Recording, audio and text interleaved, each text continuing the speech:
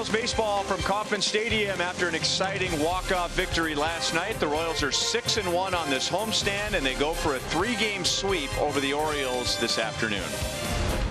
Hi, everyone. Welcome back to the ballpark with Rex Hudler. I'm Ryan Lefevre. Joel Goldberg is coming up in the next segment. The Royals, remember, they were 1-6 on the last road trip in Chicago and Tampa Bay. A couple of teams you figured they could mix in a couple more wins, but they come home against the first-place Cleveland Indians. They take 2 out of 3, and now 6-1 on the homestand. Well, the confidence certainly is there, and after a dismal home record to begin the season and continuing, they finally have found some magic. Home cooking is beautiful, especially when you walk them off like this. Young player Hunter Dozier, opposite field. Wow, that was out of nowhere. But last night, this really was. Gibbons, the pitcher, has been excellent against the Royals over the years, and look what happened. First walk-off homer. Nice call, partner. Joel is flying solo today, and he'll talk more specifically about the Royals' offensive surge when we come back.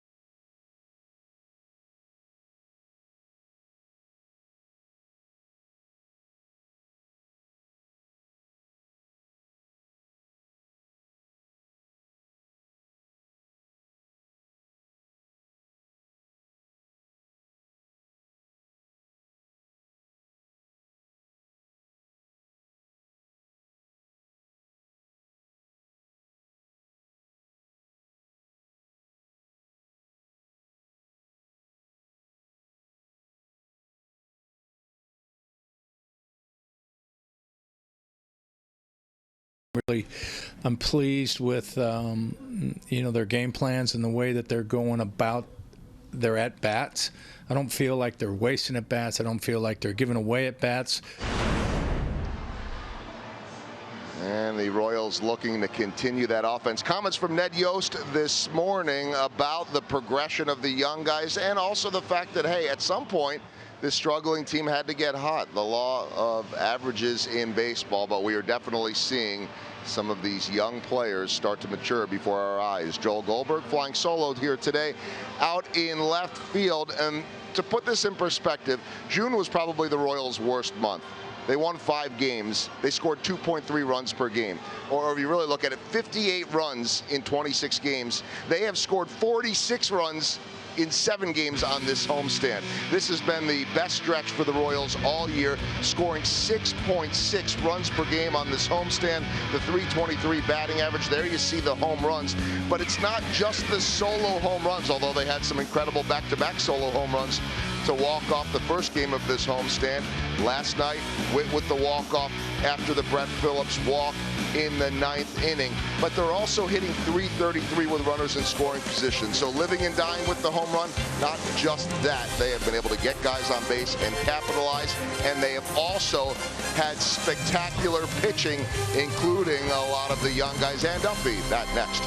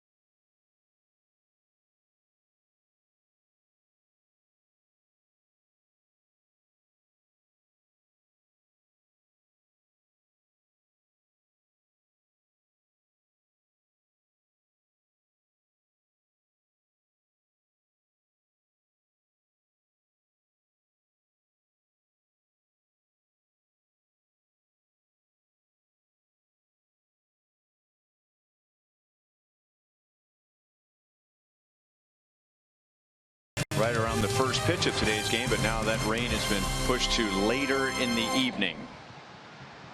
It's been a lot of fun watching the Royals score runs and win games, and yet we don't want to overlook the starting rotation. Heath Fillmyer was really good again last night, giving up just 2 runs in 7 innings. It's been a heck of a run.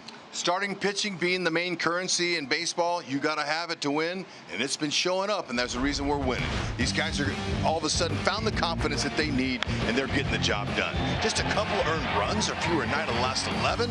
Outstanding with the offensive run support and that great defense behind them. They have been nothing but nails, keeping the ball down and pitching the contact. It's been a really good thing to see, especially for Cal Edgerton and Ned Yost.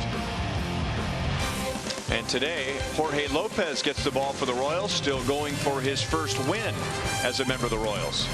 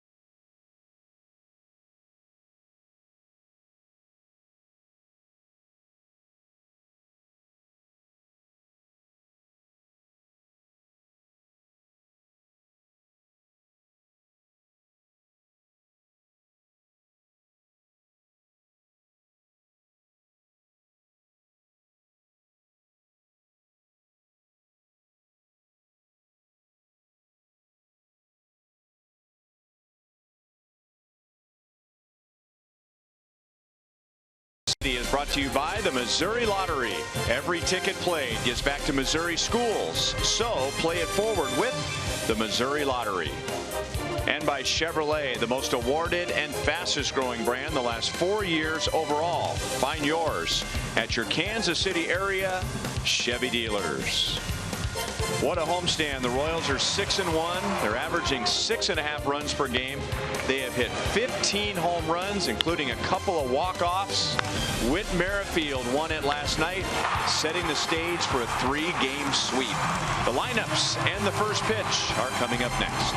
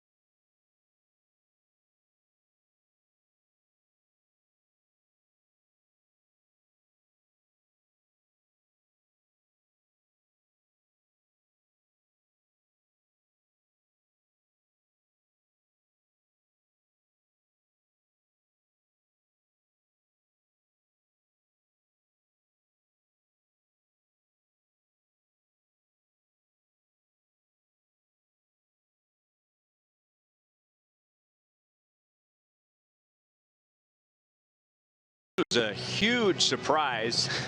Mike Swanson, Royals Vice President of Communications and Broadcasting. Ned Yost told him before the game, hey, I need you down here in the dugout, which is not per usual for Swanee.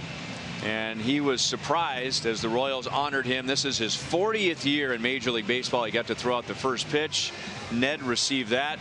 His wife Renee, his daughter Rachel were on the field, and then the team poured into the dugout to give him handshakes and hugs. Swanee's in his 12th year with the Royals, but he is from Kansas City, from Raytown. His late mother Betty worked for the Kansas City A's and the Chiefs, where Swanee was a ball boy, then worked for the Royals. He worked for Keith Jackson in Monday Night Football, the Padres, the Rockies, the Diamondbacks, and now back home with the Royals. Congratulations. Yeah, 40 years in Major League Baseball. That's outstanding. Plus the tributes on the board from Bob Costas and John Smoltz, Hall of Famers, both of them.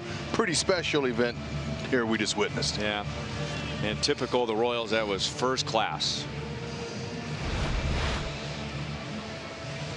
Here's the Orioles batting order, and they'll be facing Jorge Lopez today.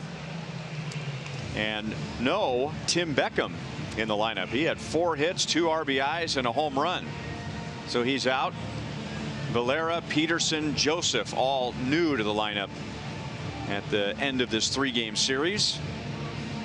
And the Orioles will face Jorge Lopez for the first time. Jorge's still looking for his first win as a Royal. Yep, Jorge's going to need a little bit more consistency and a little bit better command, and that's going to be his key. Command that fastball. Okay, the opponents, they've been teeing off on it pretty much his first 3 starts. He's got a sinker, it's a 2-seamer and a 4-seamer, but he's got to be able to command it, locate it better, and really that sets up his change and slider. Forward around the horn, Royals defense. Man, Alex Gordon, 9 outfield assists this year. He's one behind the league lead. He's been outstanding. He's looking for his 6th Gold Glove. Mabris Valoria is making his major league debut at catcher today. He's got a good bat, and he brings a lot of energy. Let's wait and see. Good luck to you, young man. There he is. Cartagena. One day he's in high A Wilmington, and the next day he's in the highest level possible. So he'll be catching Lopez for the first time and has a chat with home plate umpire Vic Carapazza. Former member of the United States Air Force, Vic Carapazza. The crew chief, Jerry Lane, is in his 30th year as a big league umpire, with Ben May at second base and Greg Gibson at third.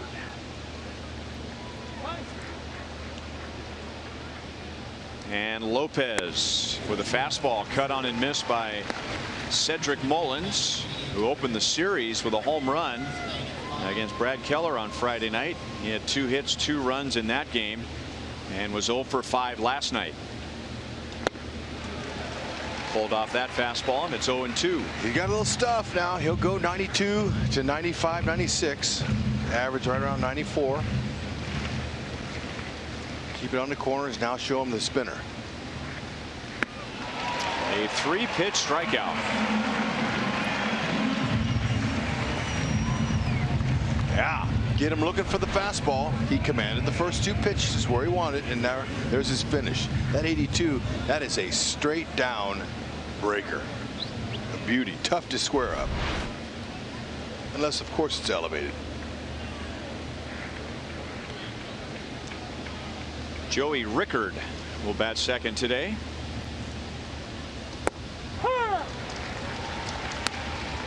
Rickard was in left field on Friday night and was 1 for 3.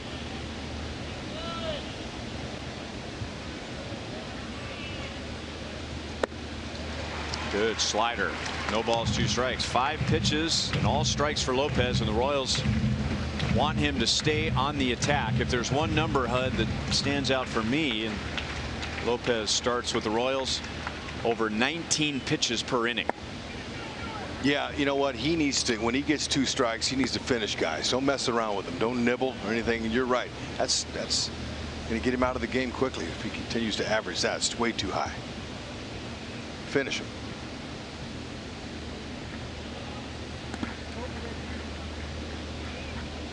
Two and 2. Valoria, check him out. He got a little excited there, blocking that ball. Quick feet. It's like almost like you want to throw a runner out that's not on base. His debut. Let's keep that in mind. He's excited. Got a lot of nerves going through this first inning here, especially.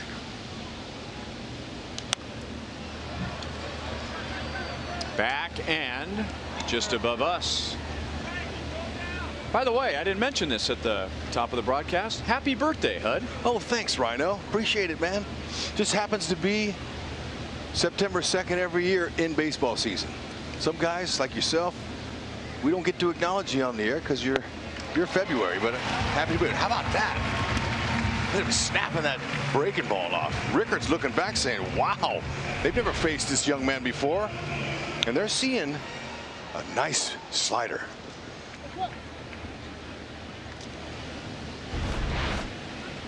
And we'll also wish a happy birthday to Jason Hamill, who shares this day with you, and Mr. Glass. That's right, Mr. Glass. When I found that out, I was so excited. I mean, wow, that's pretty awesome.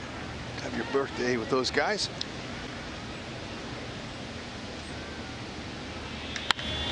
PR hits it well to left field. Alex gets turned around, and that is over the Sonic sign. Jonathan VR hits a long opposite field home run, and the Orioles lead 1-0. Wow, man, that ball jumped. Whenever you see the left fielder Alex Gordon, just take a few steps and watch and look. Man, you know that ball was tagged. Just happened to meet it just right. Good swing. See, he's going back, take the hands. Look like a little Robinson Cano there. Thinking the same thing. Yeah. Really trusting his hands.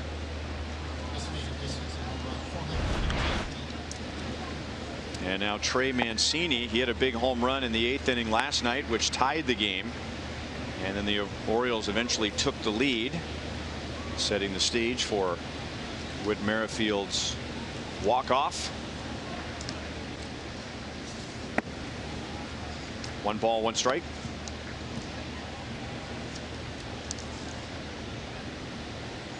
VR, by the way, Hud, is a second baseman from the Dominican Republic.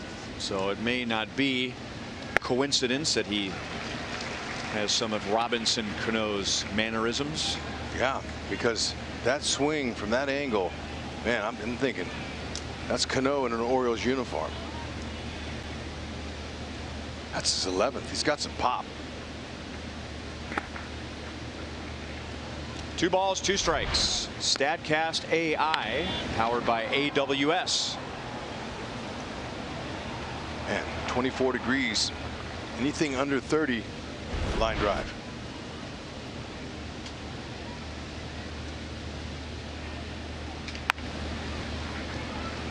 Out to Herrera.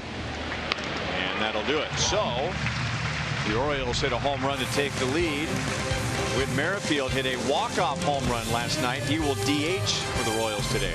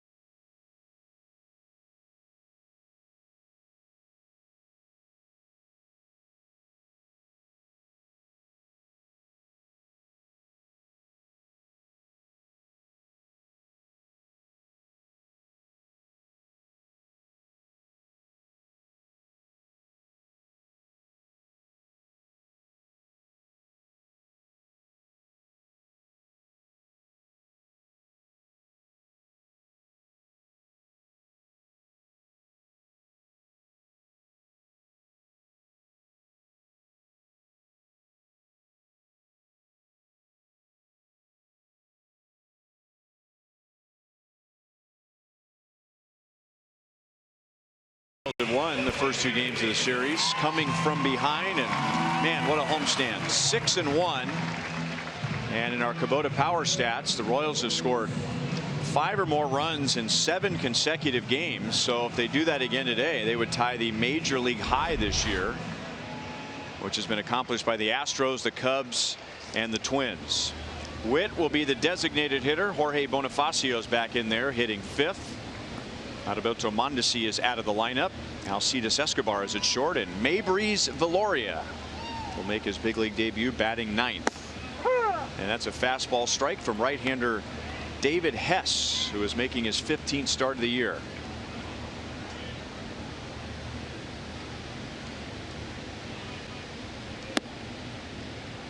One and one. Let's check out his numbers.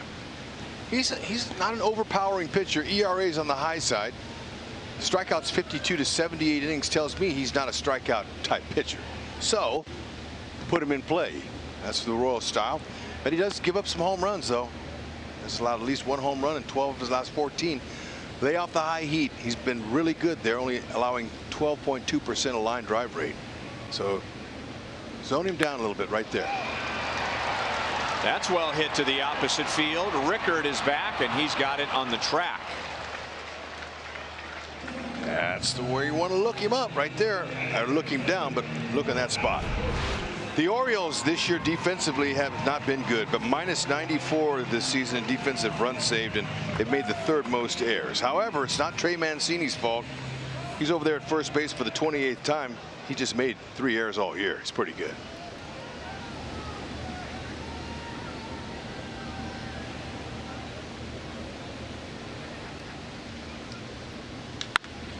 Alex Gordon hits it into left center field, and that'll drop in front of Andrioli. Alex has done his job batting second during this homestand, getting on, and he has scored 6 runs during the homestand.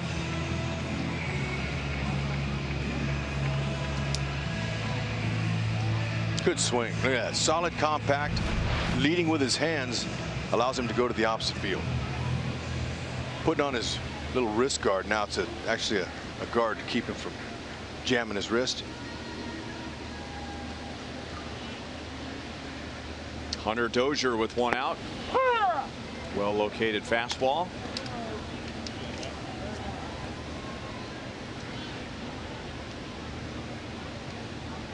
Hunter has 2 home runs and 6 RBIs during the homestand. One of those was a walk-off home run a week ago Friday to begin this homestand against Cleveland. 1 ball, 1 strike.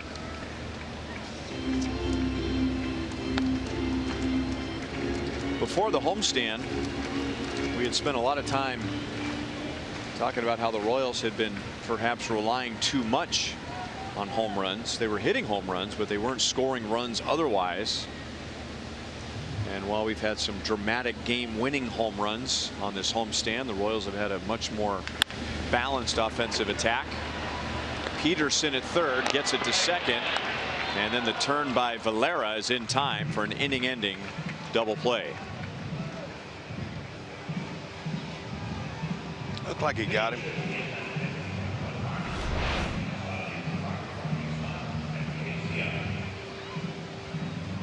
So the Royals will not challenge that. And at the end of 1, Baltimore leads 1-0.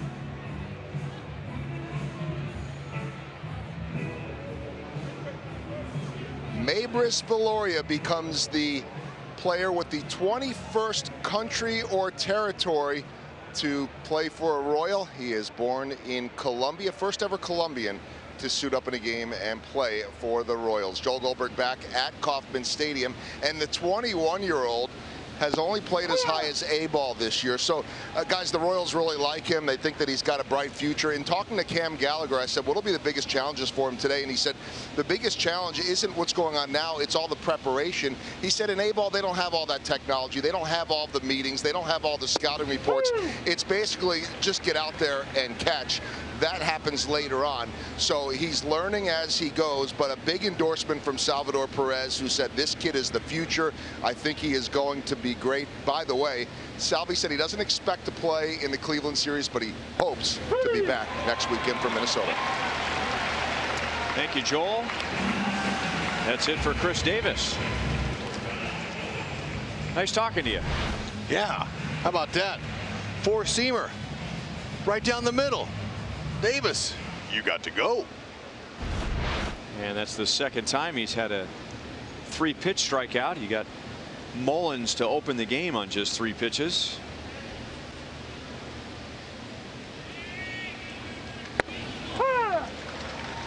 Breaking ball strike to John Andrioli.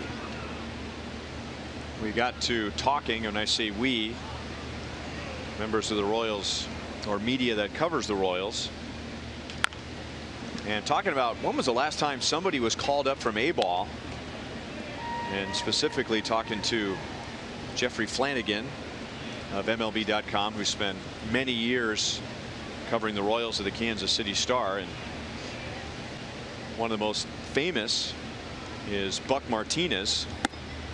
Strike 3 called with their 3-pitch strikeout. The Orioles are expecting something different.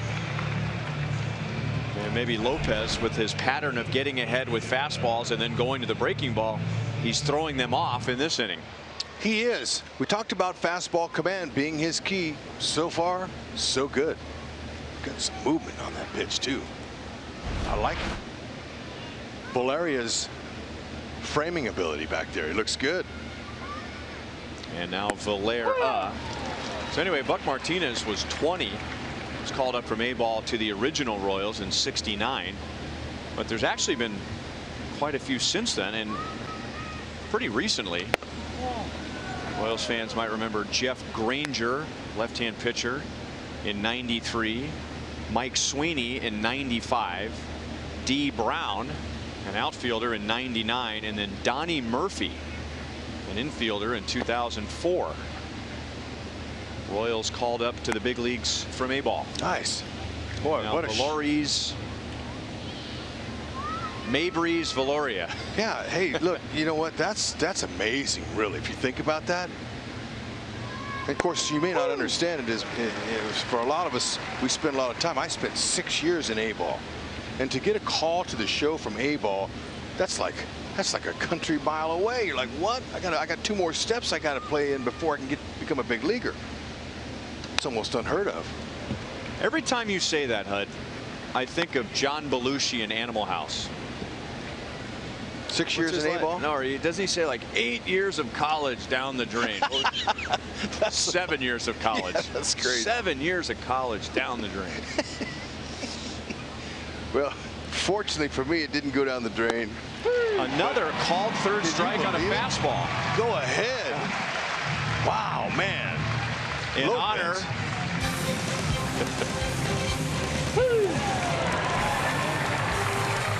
Looking good.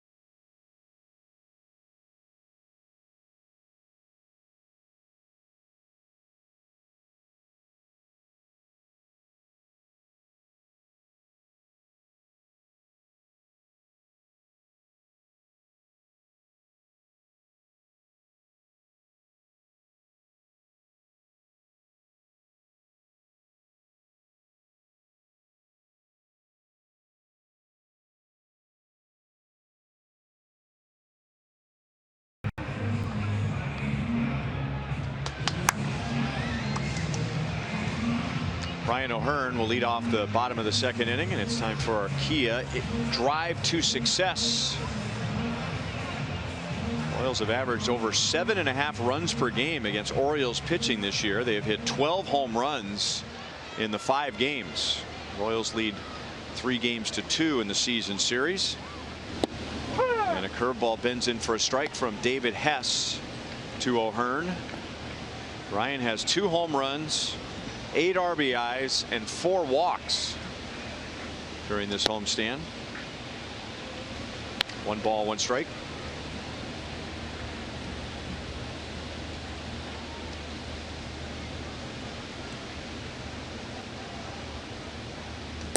Woo! 1-2 on O'Hearn with Bonifacio on deck, and then Herrera.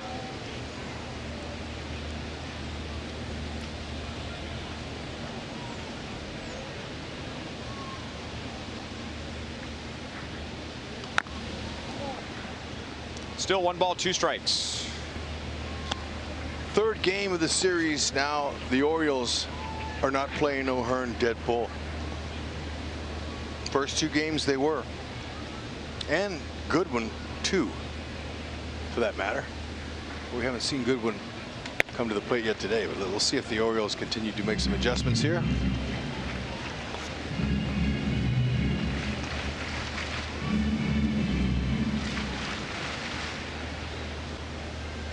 '25-year-old rookie David Hess. Andrioli comes up in left, and there's 1 out in the second inning. This is the first time we've seen David Hess. He has pitched to an ERA over 5 altogether, but over his last 4 starts, just a little bit over 2. With opponents hitting just 186 and 1 for 11 with runners in scoring position. Wow, so he's been dealing.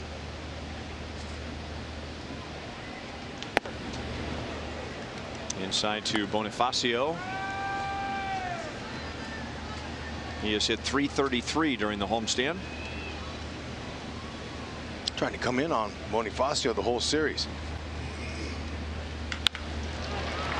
That's into left center field, and it drops in front of Andrioli. Bonifacio is on with 1 out.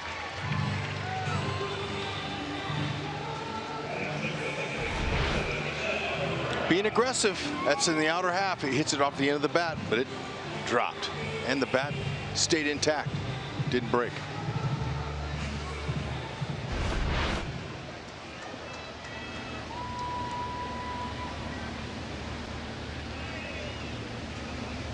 One on, 1 out to Rosell Herrera. And we'll see how Rosie does today. He had been in a deep slump, but he got a big hit last night. He had a go-ahead RBI in the 6th inning. He had been 3 for 33. The Orioles ended up regaining the lead, setting up the walk-off, but at the time it was a big hit. And he goes back to the middle and hits the pitcher, who recovers to throw down to second base, and VR is there with a nice stretch to get the force on Bonifacio.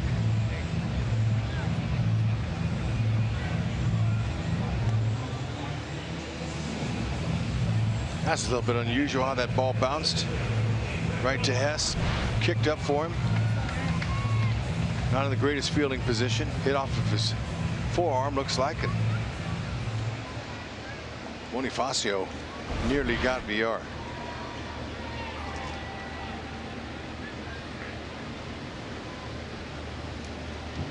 And with 2 outs, Brett Phillips steps in.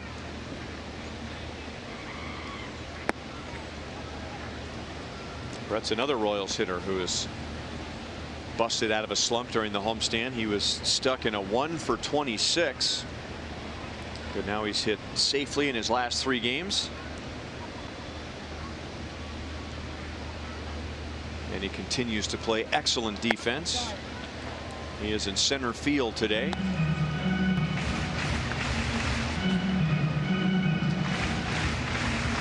Ned Yost, for the first 2 games of the series, had Brian Goodwin in center and Phillips in right.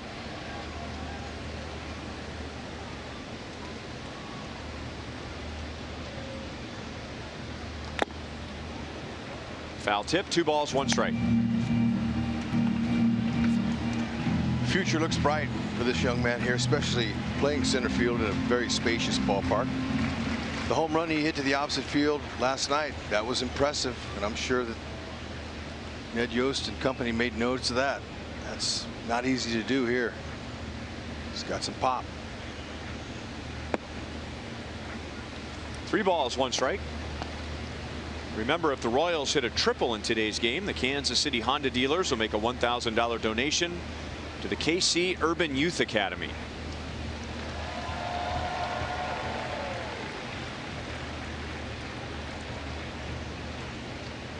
Chiefs aren't playing today, are they? Oh no, where Okay. yeah, cheers coming from somewhere. Oh, back through the middle again. That one makes it into center field. Herrera stops at second. Occasionally this time of year on a Sunday, there will be a roar from the crowd when nothing is going on the field, and my first instinct is the Chiefs just scored. They're not playing today. okay. Whew, man, you get lucky sometimes. That one worked.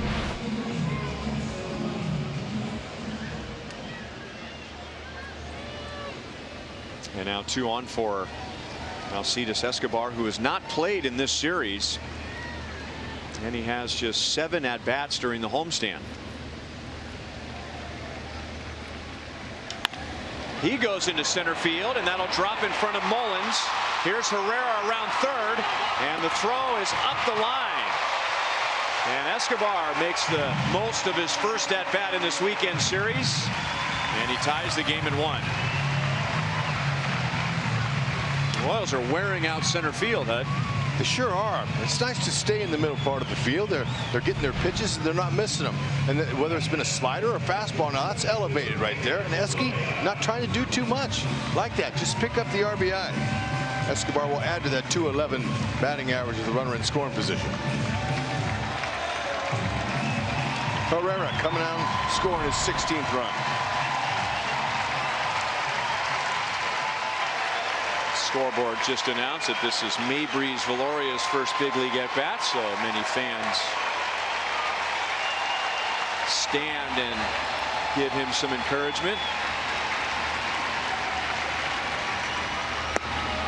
And he takes a breaking ball outside for ball 1. Yes, he's smart. He don't want to lay a fastball down the middle to a kid in his first major league at bat. He might hurt you. He's a good hitter.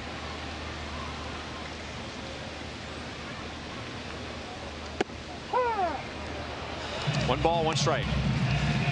Had a chance to see Valoria in spring training this year. One of the reasons why he was called up from A-ball is because he's on the 40-man roster.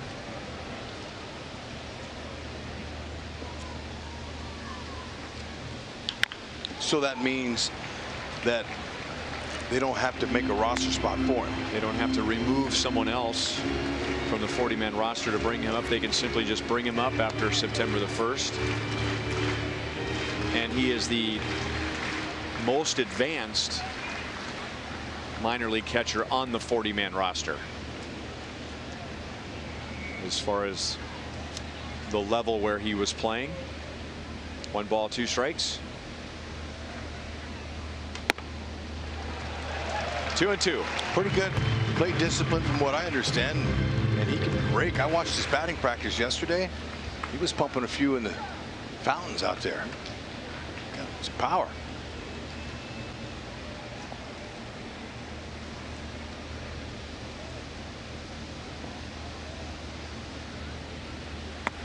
And he works a 3 ball, 2 strike count. Man, lots of times your first at bat, you can't wait to swing and get a hit. Showing some plate discipline here.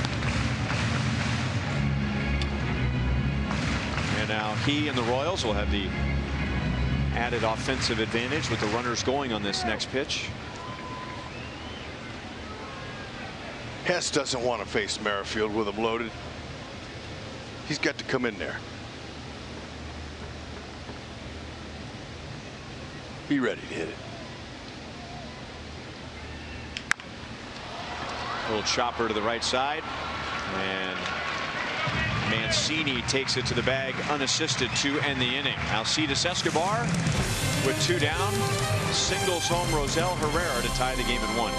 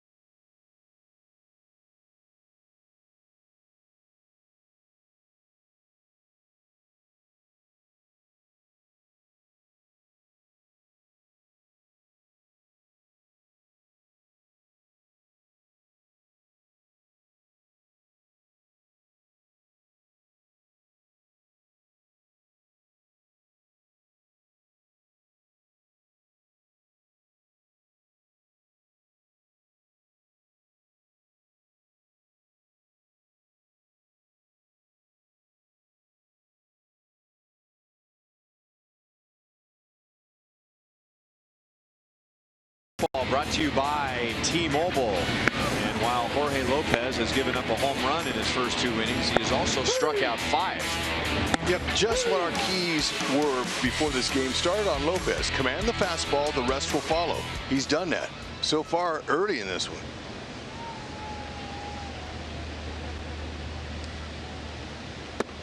And I can somewhat understand why the Orioles have taken some called third strikes, because we were discussing this in the first inning.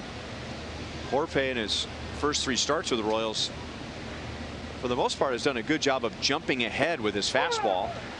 1 ball, 1 strike here to Jace Peterson, but then has worked some long counts because he's nibbled somewhat with his slider and his curveball and his change. So you can understand if the Orioles were expecting something other than the fastball. Yeah, and plus, you know, you can watch a guy on film all you want, and if you never faced him before, and the Orioles never have, then that can be a different problem. So now each one of those Orioles hitters that went back to the dugout, Soldier Boy style, they all went in there, and the other guys are going, what the heck, what's he got?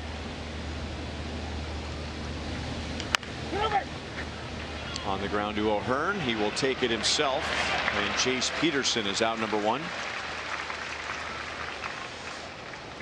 Lopez was pitching out of the bullpen for the Brewers, but the Royals saw him as a starter. He made a couple of starts for Omaha. He struggled in one, was really good in the next, and then in the big leagues struggled, very good, and then struggled. So there's a pattern there over his last 5. Yeah, and you know, obviously consistency is sometimes the last thing that comes, but that's what you want. Every player wants that here. And Ned Yost knows it. He says it's going to take him 4 or 5 starts to get a feel for what this kid looks like. Now 1-1 against Caleb Joseph. He is back in the lineup today. He was 0 for 3 on Friday night. Not a very good swing there. 1 ball, 2 strikes.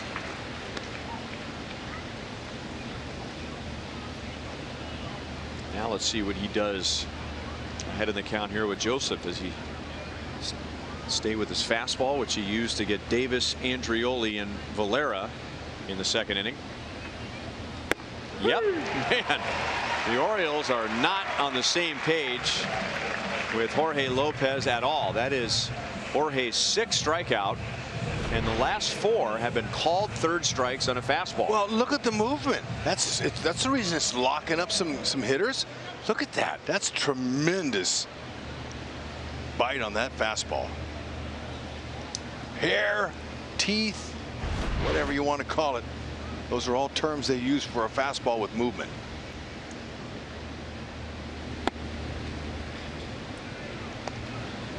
And when he's missed, he's just barely missed. Mullen struck out swinging at a curve. And now he's ahead in the count 2-0. He's got a nice free fluid delivery. He's freed up. He's got good length to his arm. Good strides out in front. Finishing. Want that foot, that landing foot, toe to be pointing right towards your target and landing on your toe and not your heel. On your toe, that means you're getting out over the front and you're finishing. And he's doing that. When a guy's commanding his fastball like that, everything mechanically is working.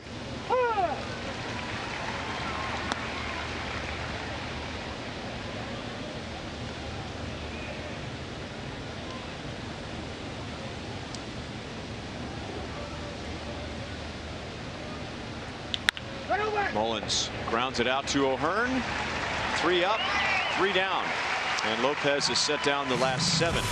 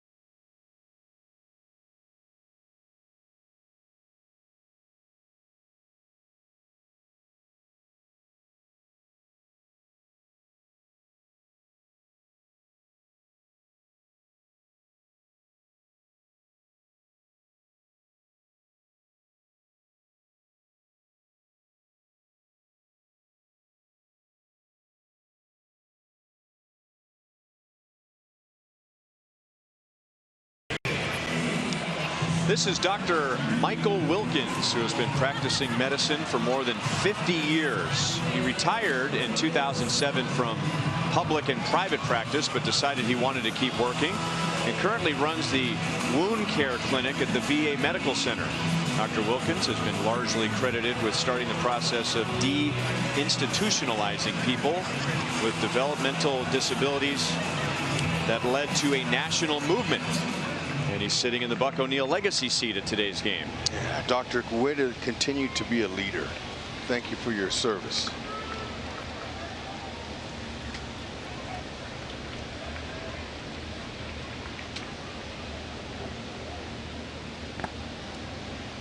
Hess slipped as he delivered that curveball down and away. Whit Merrifield is the designated hitter today, so he gets half the day off.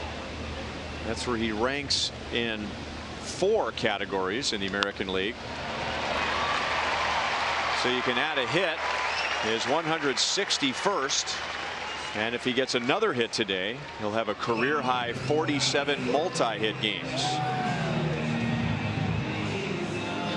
Yeah, you know, any mistake, anything out over the middle, he's going to put out there because of his bat stays in the zone a long time. Watch how level his swing is. Okay, he steps, starts, look at the bat, come right through the zone. It's a nice, easy path, but it's so level that he's going to hit a line drive somewhere. He is a line drive hitting machine. And now he's running, and the throw is offline. PR did a nice job of getting a glove on it and keeping it out of center field. And Whit has 30 stolen bases for the 2nd time in his career. Outstanding, great jump. wasn't waiting for any kind of throw over. He started before Hess even went home.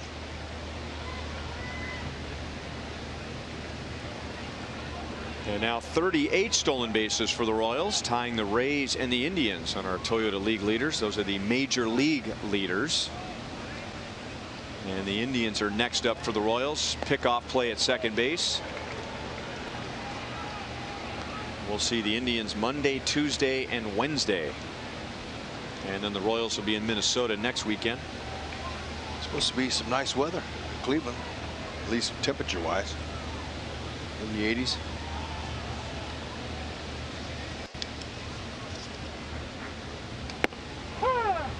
Keep an eye on, by the way, your schedule if you want to watch the Royals on TV. Tomorrow the Royals are on at 3, Tuesday 6, and Wednesday noon.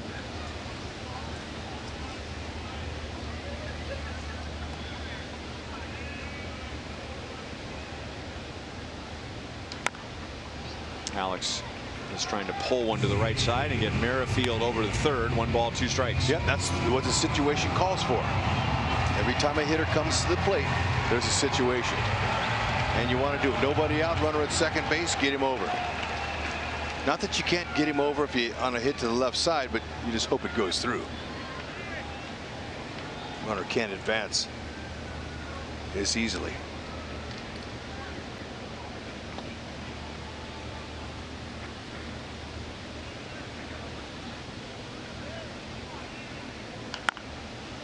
Pulled foul again. Alex went the other way and singled into left center in the first inning.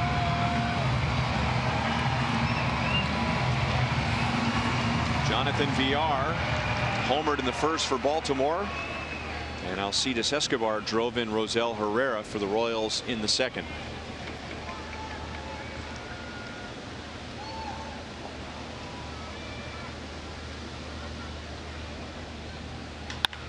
Going the other way, and Alex shoots one into left field.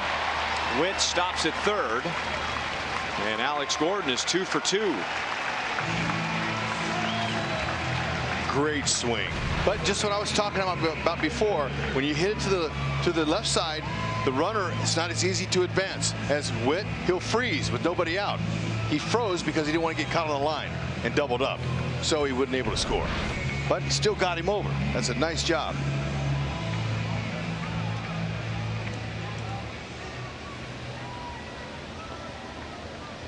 And now Hunter Dozier, he grounded into an inning-ending double play in the first inning.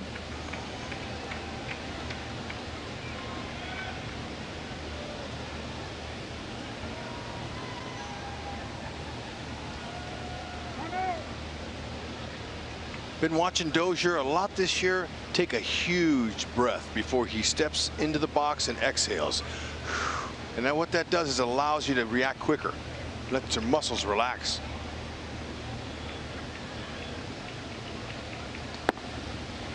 Inside for ball 1. So your muscles are trained for fast twitch. You got to really load up and swing real quick. That comes with a deep breath there, and keeping loose hand on your bat, loose grip. Loosen up those fingers. Watch him. He'll move his fingers around too. Keep it loose, and then naturally on contact, when you start your swing, they'll tighten up. He lays off the slider. 2-0.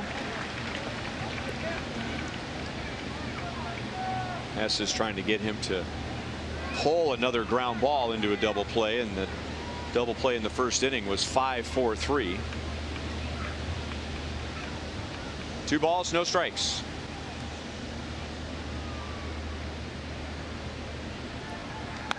Ooh, breaking ball stayed up. That is not where that pitch was supposed to end up, and Hess is lucky that it went back into the screen. He is. And talked a little bit about it in the open. He's allowed at least 1 home run in 12 of his 14 starts, so he has given up the long ball.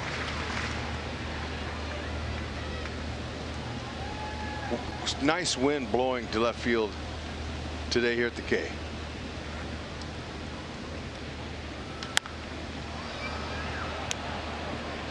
Two and two.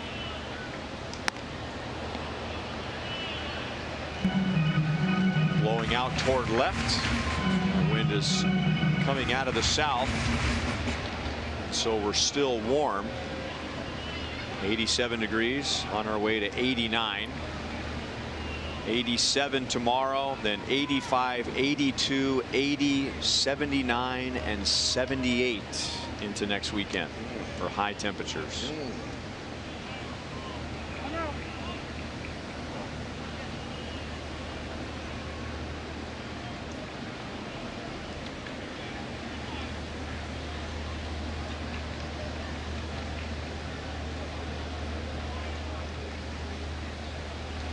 Slow breaking ball, 72 miles an hour.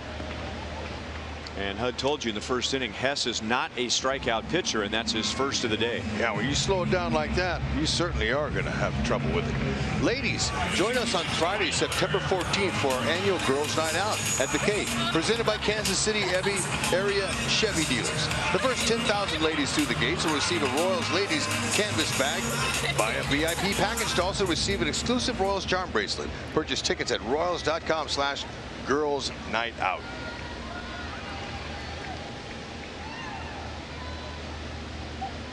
First and third for Ryan O'Hearn. Got to get the run home here.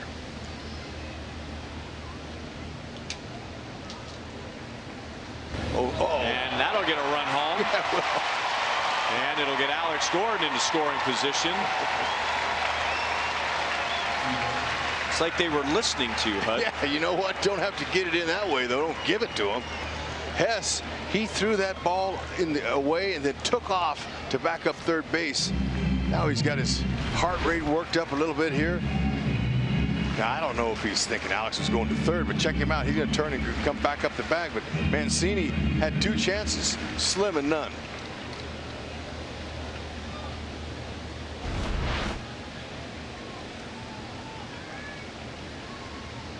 In the situation, O'Hearn hitting .389 with a runner at second base and beyond.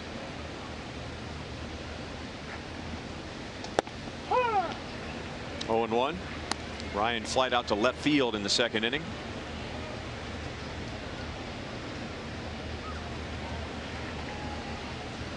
His batting average against a starter goes up about 400 points from his first at bat to his second at bat.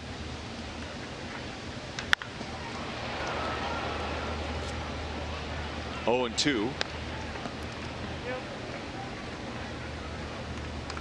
Boy, you know what? That's not just a small jump either. That's a large jump. He's making some nice adjustments. A lot of that happens, you know, you go in and talk to Terry Bradshaw, hitting coach, some of the other hitters. What's he trying to do to you?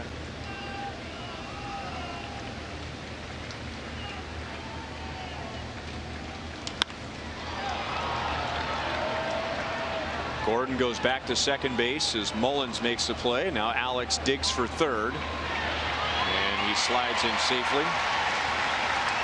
Hud, I remember hearing a long time ago, somebody said an average major leaguer makes adjustments game to game. A good major league hitter makes adjustments at bat to at bat, and the elite hitters can make adjustments pitch to pitch.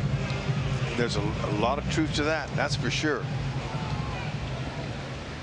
Greatest I ever played with was Chili Davis at doing that. Of course, at that time in his career, he was strictly a designated hitter.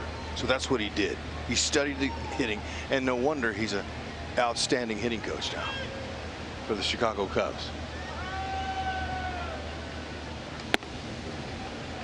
Check swing by Bonifacio. He singled his first time up, and now he bats with Gordon at third and 2 outs. Chili would come in and talk to Rod Carew, who was our hitting coach. Rod was a 7-time batting champ, and they kept talking about what the pitcher was trying to do to him that last at bat, and I would listen and pay attention, and man, you would pick up so many good things. And the next time you went up, you computed those, and without overthinking, you were just had that in your back of your mind, and you reacted better, and you had some better at bats. Amazing. Sometimes that doesn't happen until you get later in your career, but for O'Hearn, he's picking that up right away. Bonifacio's been swinging a good bat. Nice to see.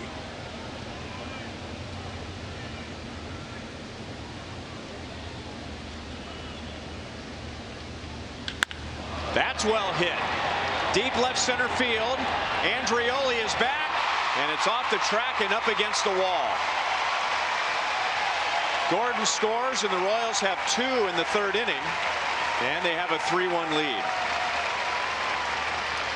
It's like I said, Bonifacio attacking the ball now. You can see the extreme confidence in his swing when he's swinging with conviction. There's a fastball not overpowering, knee high, and he barreled it. Saw a couple of the fans in left center field vacate the area thinking that they were going to get hit. She said no. And what was that, a slide by the left fielder? Andreoli? That was interesting. See him slide before he hit the wall. Pitching coach Roger McDowell is out to chat with David Hess.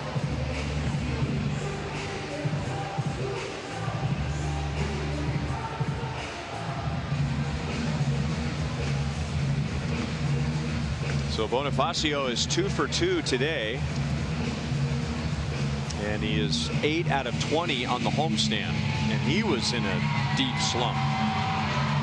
Herrera reached on a fielder's choice in the 2nd inning, and then he scored on Escobar's base hit, and now he has a chance to drive in a run.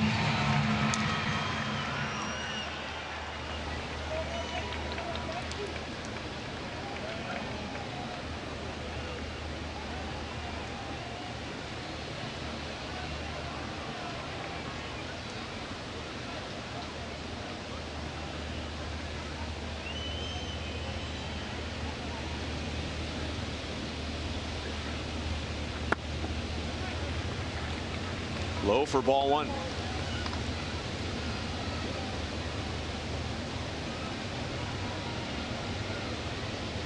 Royals already have 7 hits off of Hess, and there's only 2 down in the 3rd inning. Pickoff play at second base. Bonifacio, he looked like he was going to be out, and now the ball gets away from the 3rd baseman. Just the way he practiced it before the game today. Ouch. He probably should have been out at second base with a better throw, and he probably should have been out at 3rd. Oh man, tough inning for David Hess. Okay, good spin. You can see he's athletic, and that's a perfect throw. VR, he just boxed it down. This they might have had him here too, but it was short hopped. And look at Jershely. He's got that arm waving. 4-1 Royals.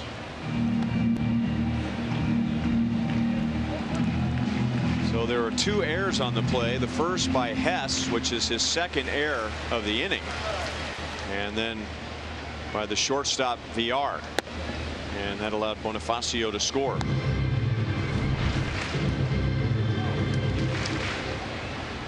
But when you take your eye off the ball, he was trying to tag him before he had the ball. That's what happens. Well, for now it's error 1, error 6, but that should probably be 2 errors on VR. There's no reason why he shouldn't catch that ball. I agree.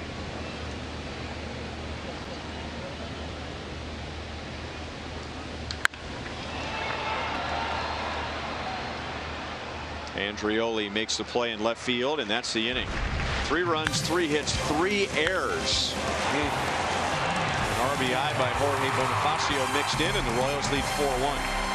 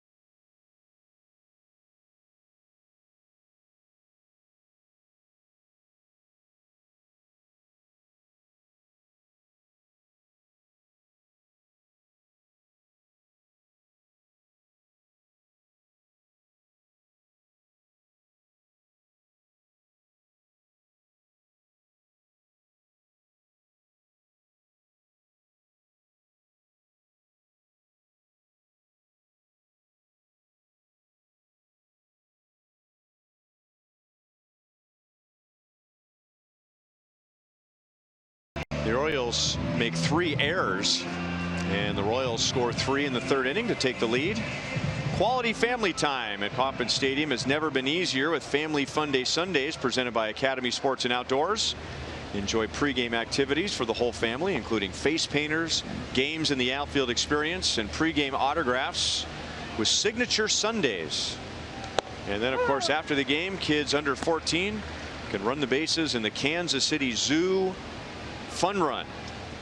So if you're like me and you're a traveling family zoo, bring them here and let them run the bases after the game. That'll help wear them down a little. Way to go.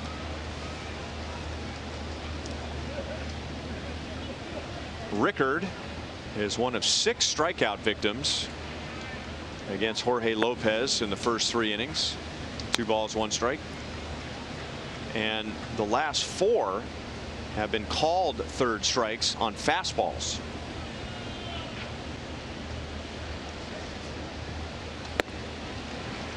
Two and two. Well, you know, a lot of that is thinking by the hitter, overthinking maybe, but a lot of it too is the movement he's getting. You got to credit Lopez. That's ball's moving 3 or 4 inches out of his hand, especially the back door to the righties. That right there. Exactly what you're talking about.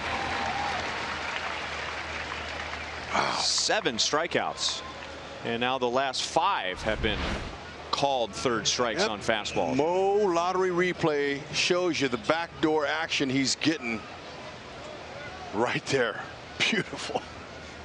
Rickard, you got to go.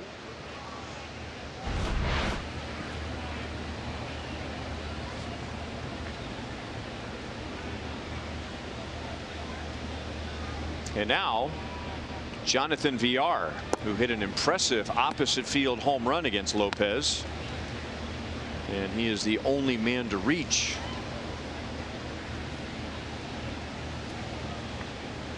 Lopez has set down 13 of the first 14 with 7 strikeouts, and now I can really see the Robinson, Cano, and Jonathan Villar stance.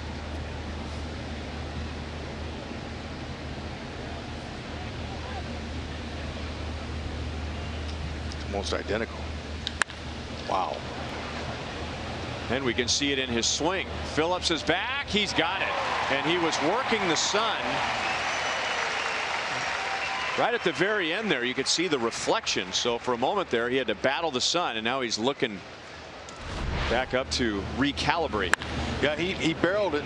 He missed it. Hit it in a deep part of the ballpark, 410 feet. Phillips, very steady out there. How many times over the last few years did we see Lorenzo Cain battle that sun when he was out there and just put his glove up and get down on one knee almost on routine fly balls? Some of those haven't been routine, but still, this is a tough sun field.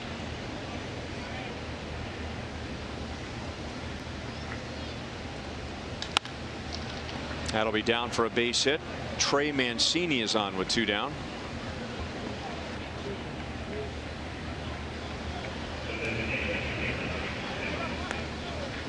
So let's go back to Sunday against the Indians. Jorge Lopez against a really good offense. That's his final line, but really it was 2 different starts. In the first 3 innings, he gave up no runs, 1 hit, and then in the 4th inning, 5 runs on 4 hits, and he also had a couple of walks. Today, 1 run, 1 hit in the first 3 innings, and now he's given up a 2-out single in the 4th. Yeah, well, he's much more confident, and one of the other things I'm noticing too is he's controlling his tempo and his body language. He's had a few outings where he's shown some frustration visibly. Tough long run for Alex Gordon, and it is down.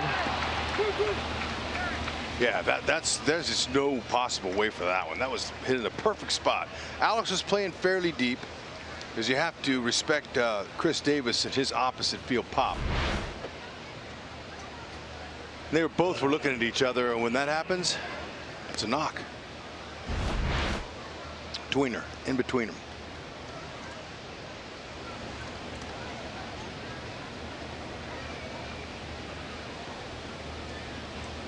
First and third, 2 outs to John Andrioli. He took a called third strike on a fastball in the second inning.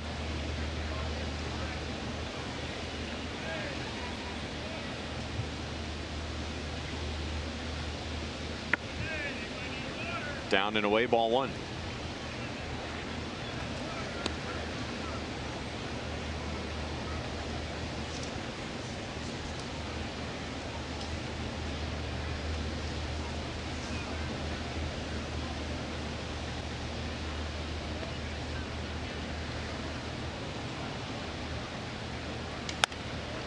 Good movement on that fastball again, and off the knuckles, bouncing up into the crowd.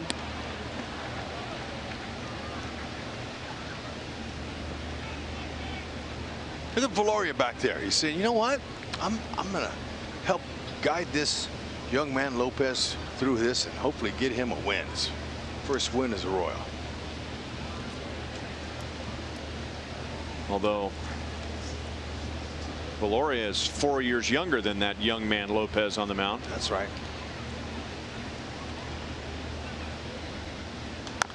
Pretty much all young. But it's a young man's game. Even more so now. You don't see very many mid-30s guys in their mid-30s.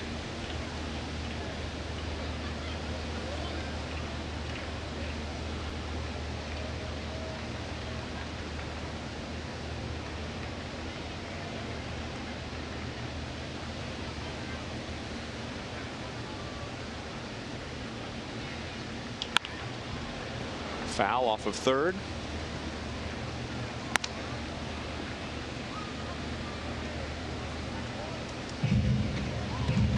Mancini and Davis have singled with 2 outs. Prior to that, Lopez had set down 14 of the first 15 today with 7 strikeouts.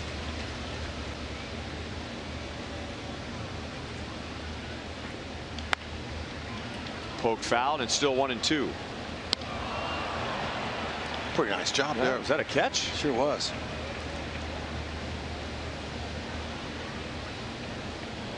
Fan went running into the, I believe they're called vomitories. Really? Yeah. It's kind of strong. Yeah, conjures up a different image, but I believe that's what they're called. Okay. How about a punch out? Bonifacio in right field makes the play, and Lopez gets around the pair of 2-out singles. It is 4-1 Royals.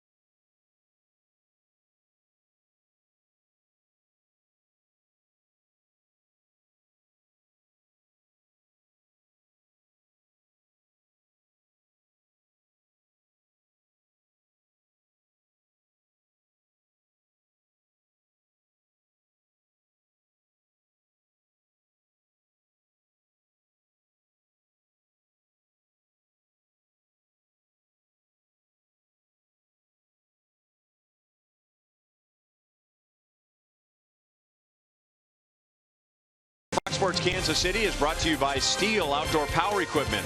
Pick your power, fuel, or battery with Steel. Search STIHL.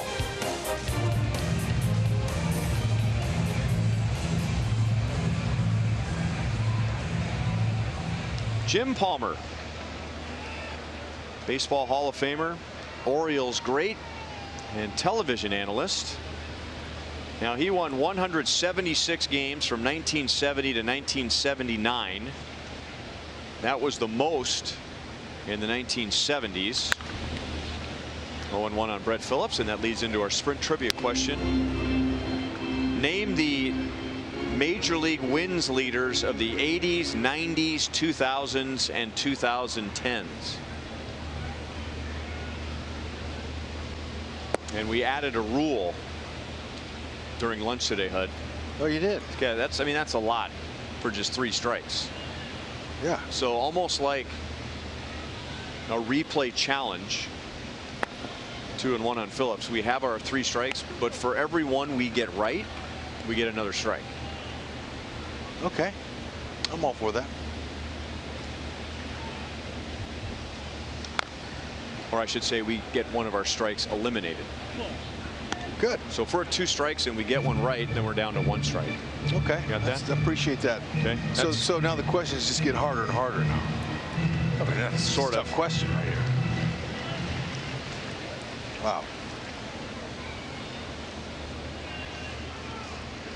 A little bit of confusing math.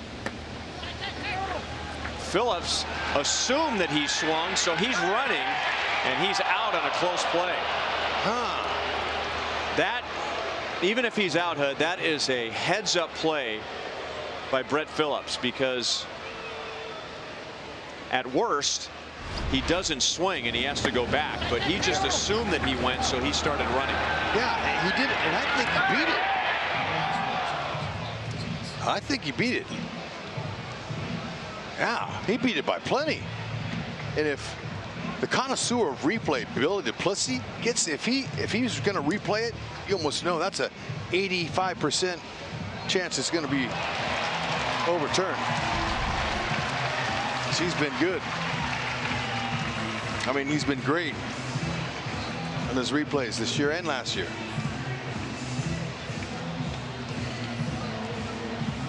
I don't know if you can teach that or if that's just instinct, but I've always felt like if it's borderline, just run. Because if anything, they'll say no swing and bring you back. But if just a little hesitation, if Phillips right there waited to see if he went around or not, there's no chance for him to reach. You know what else I noticed too that I like to see base runners do is have a forward lean when you cross the bag. That really gives that look to the umpire that you arrive before you do.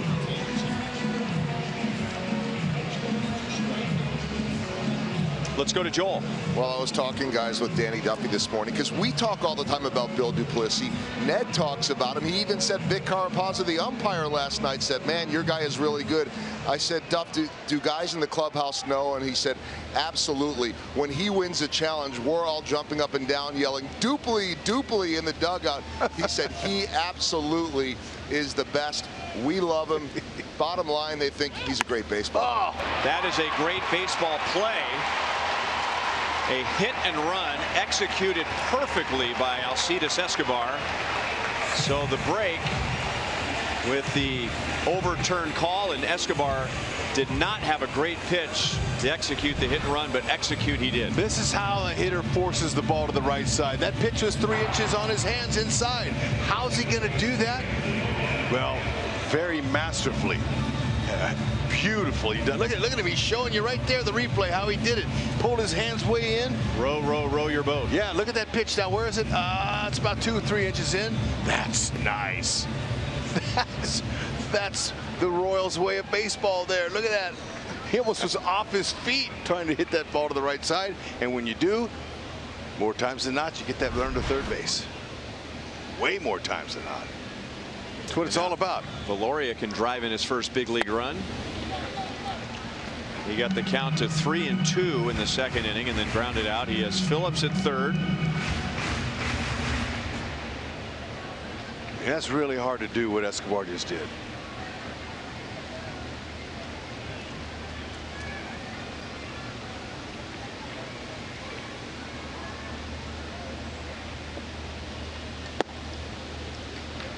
That's exactly the kind of offense that Ned Yost is going to take moving forward. I know they're going to have some guys that hit home runs. Obviously, they'll have a few poppers in there, but that speed, hitting behind runners, the defense is going, man, what are they going to do next? Causes trouble, causes errors to happen. The play will be at first base. Phillips actually came down the line and read that Mancini had the ball and had a play at the plate. He hit the brakes, and then Mancini was a little confused for a moment and got the out, but it's a productive out. Now runners at second and third with one out. Yeah, it's productive. Look, he's just a little bit pull happy now. It's 2 at bats that he's grounded into third. Let's check him out. That's hard steps there. Obviously coming home on contact, but there's no need to run into an out. He did not want to pop out. He did not want to strike out. And he did not want to ground into a double play. And now you get Whit Merrifield up there with 2 runners in scoring position. And the infield in. A guy who uses the middle of the field as good as anyone in the league. .293 average with a runner in scoring position. Usually money. And we'll see how much Hess wants to challenge Whit with an open base. Whit flied to the warning track in right field in the first inning and then singled, stole a base, and scored in the third. The way Alex Gordon's going on deck, oof, I don't know if I want to face him with him loaded.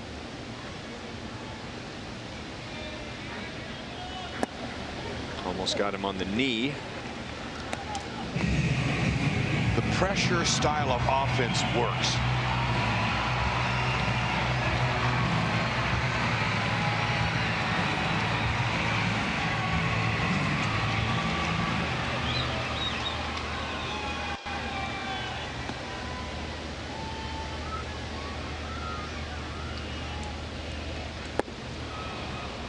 It's a good rip, but good location.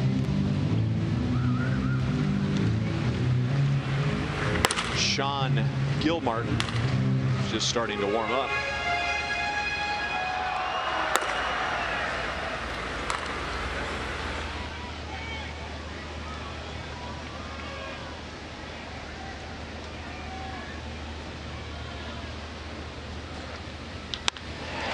Into left field for a base hit. 1 run is in. Escobar holds at third, and Merrifield has another multi-hit game. He drives in Phillips. The Royals lead 5-1, and for Whit, that is a career high 47 multi-hit games. Man, oh man, it's like you said.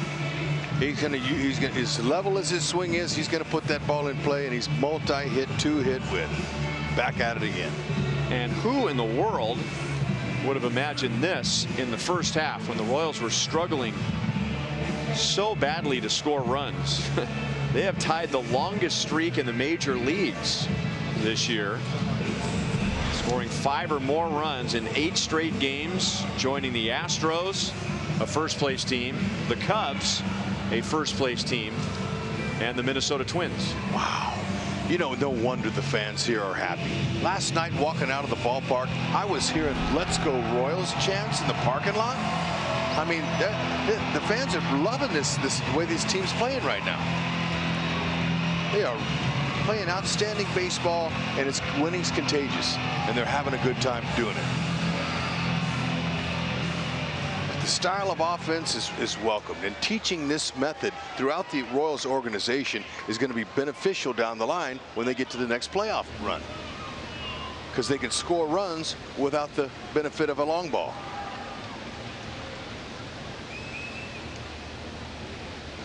Example, the Baltimore Orioles, the last time they were in the postseason was 2016 wild card game against the Blue Jays, when Zach Britton was left on the bench, remember, in the bullpen.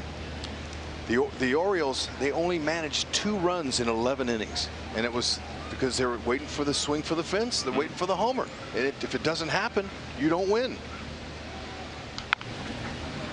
Back to the mound. Escobar tagged out about 2 steps from home plate. by the third baseman Jace Peterson. He was trying to stay in the rundown long enough for Merrifield to get to third and Alex to go up to second base. Escobar knows, but he's getting some vibes for that beautiful hit and run he just put on. But Alex a little bit out ahead of the changeup. Good pitch. Pulled the string on him. That's exactly right. Witt is going, you know what? Didn't advance.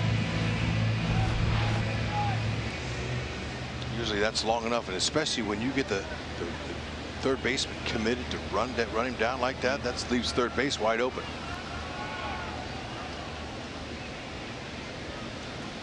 That's 2 outs. It's already in scoring position.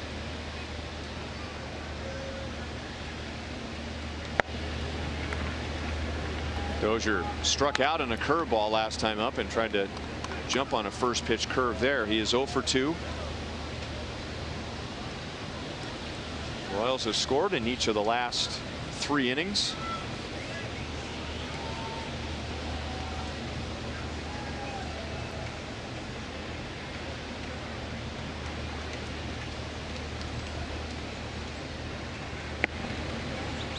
One and one.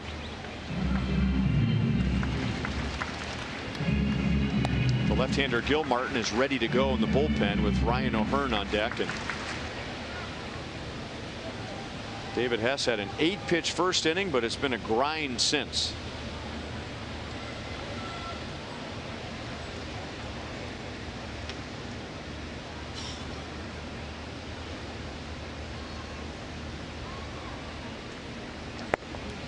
One and two.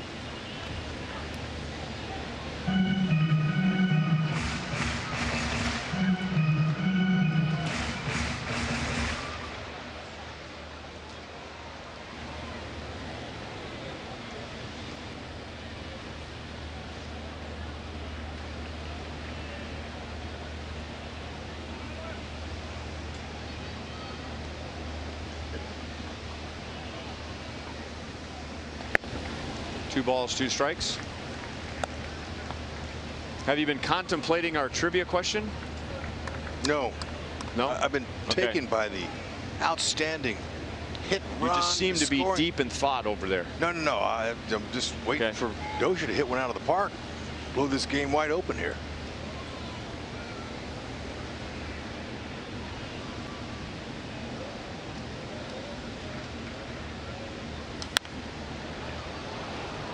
Right idea, with Hess trying to stay down and away against Dozier. I hope we get a little more time for this question. I don't know. Maybe we should ask David Hess, who is a biomolecular chemical engineer major at Tennessee Tech. Whoa. Again, Dozier's taking a shot at right field. It's quite a title. Yeah. You took some of those classes, didn't you? No, it's the first time I've ever heard of some of them words. You kidding me? Biomolecular engineering. That tells me he's pretty smart. Yeah, and maybe numbers oriented, huh?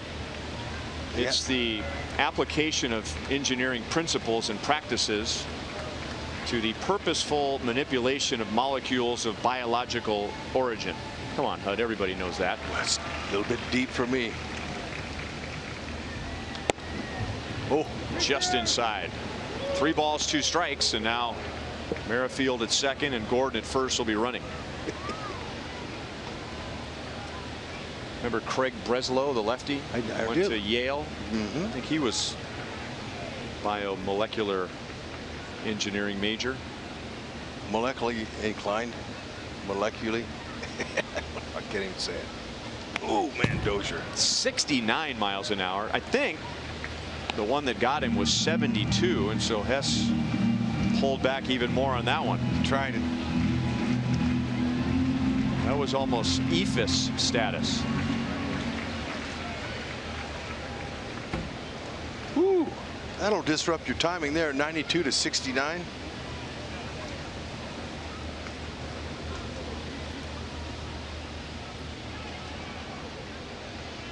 Meantime, Dozier's battling here. I like that. Fouling off those pitches, he's hungry.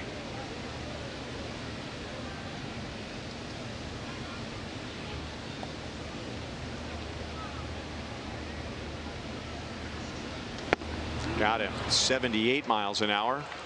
Inning over, but Whit Merrifield is multi-hit Whit again. 47 times this year for a new career high. And he drives in a run to give the Royals a 4-run lead.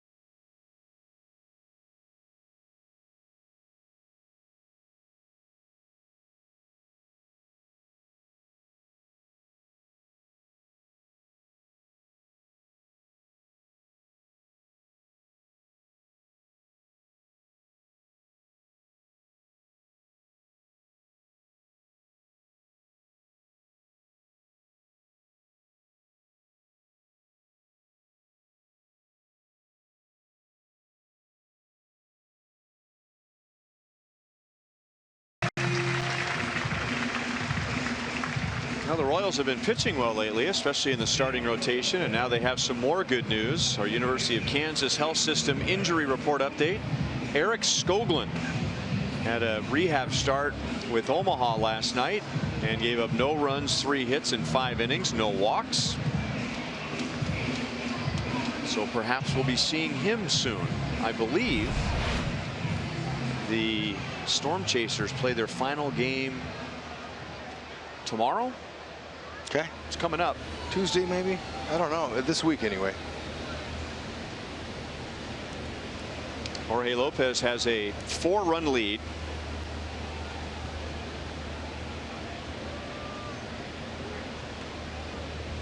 He has retired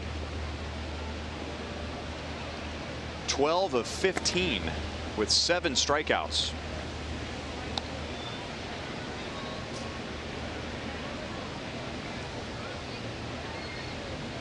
He retired 11 of the first 12 with 7 strikeouts today. And then the Orioles put together a couple of 2-out singles in the 4th, but Jorge worked out of that.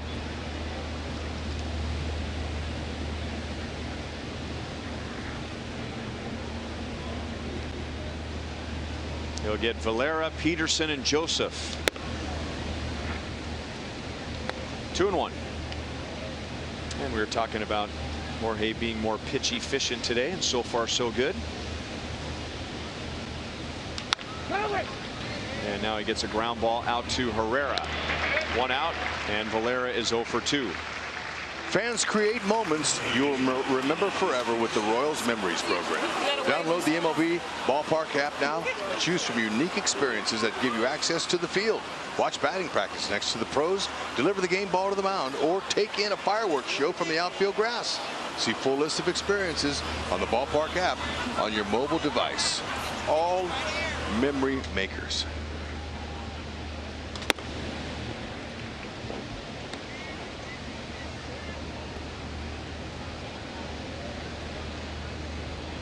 Salvador Perez is hoping to return next weekend for the Minnesota series, bothered by a sore thumb. And while we're talking about Royals health, Skoglund pitching well, Salvi's thumb, the Royals got some bad news. Jorge Soler had a setback with his broken left foot. It is not refractured, but it's not quite healing as quickly as they had hoped, so they're going to shut him down for a while. So it sounds like it's fairly unlikely that we will see him in the last 4 weeks. Just too bad. That's not the season we were hoping for him. But you know what? Move past it. He'll get healthy again. And just like he was conditioned this year to come back in and try it again. That's all you can do. Strikeout number 8 for Jorge Lopez as he gets Jace Peterson, and that is a new career high for him. And he's done it in 4 2/3 innings.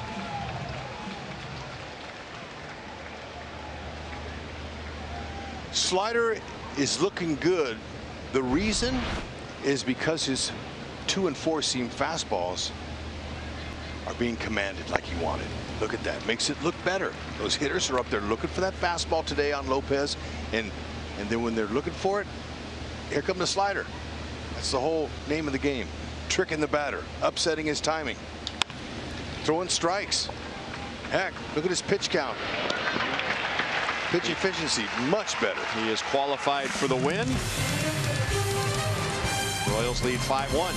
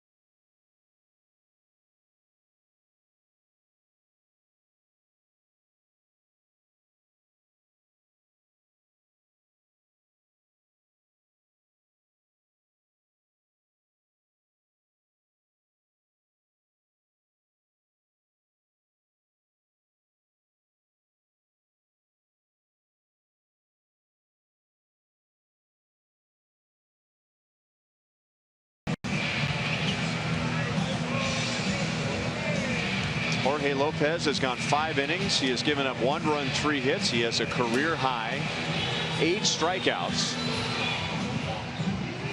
And the Orioles go to their bullpen. Sean Gilmartin will get the bottom of the 5th inning with O'Hearn, Bonifacio, and Herrera coming up. Got a left-hander here in his 6th game. Opponents not doing a whole lot. 9 innings. 3 strikeouts. Gilmartin 88-92, not overpowering. Slider, curve. His best pitch is his changeup.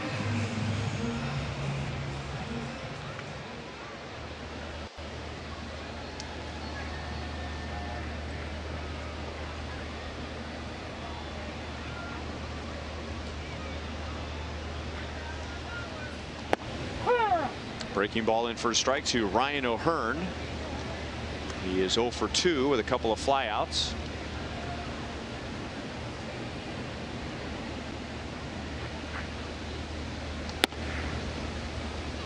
Royals' biggest inning was a 3-run 3rd, and the Orioles committed 3 errors in the inning. 2 by the pitcher David Hess. The other error has been changed. It was first an error on the shortstop VR. Now it's been changed to an error 4. On the ground to Valera. 1 out in the bottom of the 5th. The 4th annual Yogis in the Outfield is back at the K on Sunday, September 16th. Join us for a special 1-hour yoga practice in the outfield grass led by Core Movement, followed by a light breakfast and a ticket to watch the Royals take on the Twins at 1:15. Each participant will receive a Yogis in the Outfield yoga mat. Purchase your ticket at Royals.com/theme ticket. Namaste.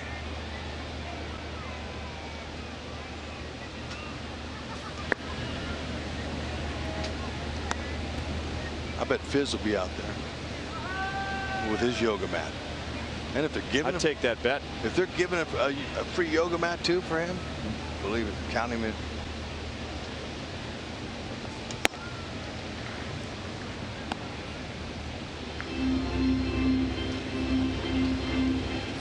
How about our trivia question, Hud? Have you thought some too? It's got to be Hall of Famers or close to it. Yeah, it's probably not a lousy pitcher. Exactly. I'm not a molecular scientist. Biomolecular engineer. Oh, all right. Name the MLB wins leaders of the 80s, 90s, 2000s, and 2010s. That right there is the leader of the 1970s, Hall of Famer Jim Palmer. Okay. How about? What about Greg Maddux in the 90s? You would think. Was Randy Johnson part of that? Kurt Schilling? Mike Mussina? Andy Pettit?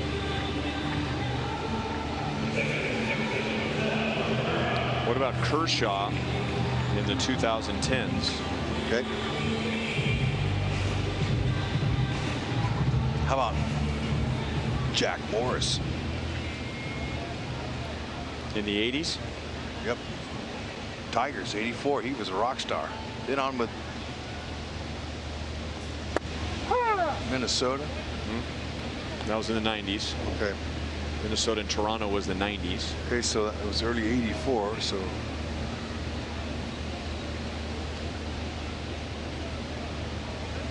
well, so with the Blue Jays in the 90s. Yep. You want to try Jack Morris in the 80s? I don't know. Yeah, go ahead. Throw him up the pole. He's a Hall of Famer this year. Jack Morris. Correct. Ding, ding, ding, ding. Good job, Hud. Okay. Did you not like Mussina or in Schilling? The 80s? No. No, I'm just throwing names out there from. Oh yeah, past. they're good. Uh-oh. Orioles turn a double play. So Bonifacio and Herrera are out. And so are the Royals in the bottom of the fifth. The Royals lead 5-1.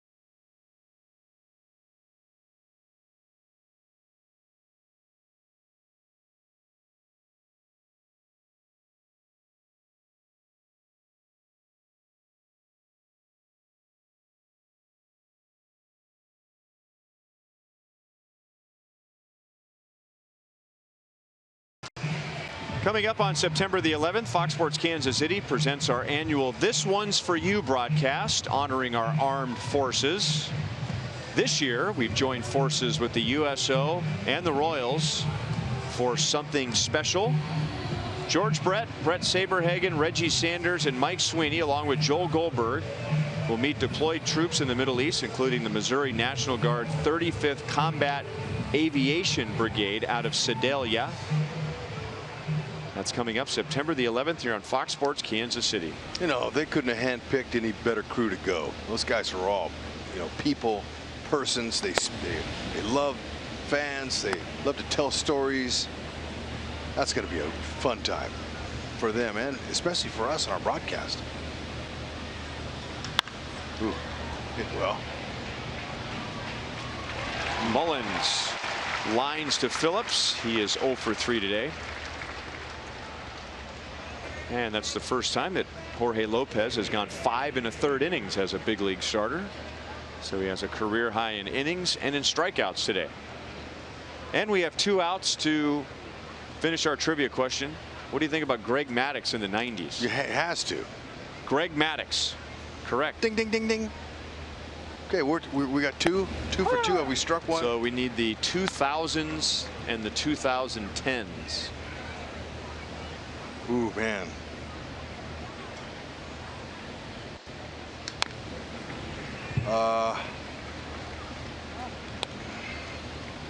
You like Kershaw in the 2010s? Yeah, I do. I think Andy Pettit was in there somewhere maybe, or I like Kurt Schilling, the 2000s.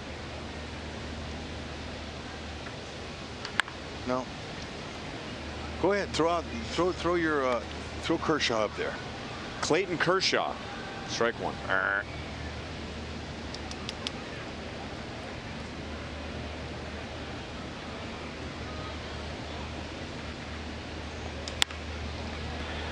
Shallow right, and Rickard is on with 1 out. He is 1 for 3.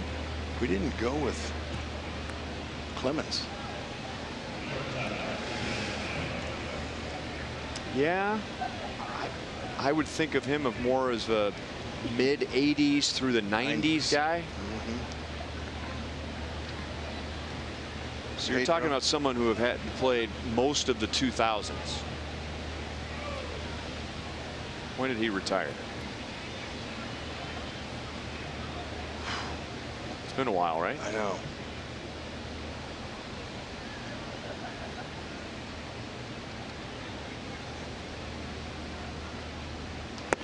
Oh, and 1 on Jonathan VR. He homered to left field with 2 outs in the first inning to give Baltimore the early lead, and now the Royals have scored the last 5.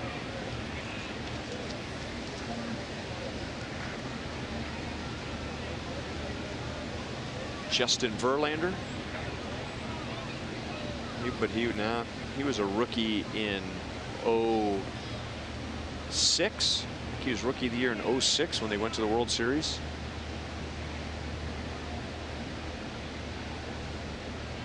When did the Yankees have their little roll of World Series? End of the 90s.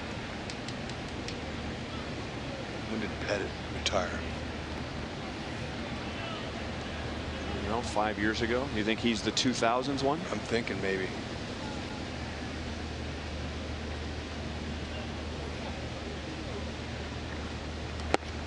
Oh, and 2. Boy, I could go a lot of places with I'm thinking maybe.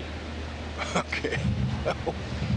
like maybe you're thinking, or you're thinking maybe it could be Pettit. It's to throw names out there. Well, we've got strikes. You want to try Pettit? Yeah, it should. Andy Pettit. Correct. Ding, for the ding, 2000s. ding, ding, ding. Okay. That's the 2000s. What are we missing? The 2010s. Most recent and current decade. VR was going to bunt with the count 0-2 and his team down by 4. Bluff. What if that was a strike, though? Yeah, he's in trouble.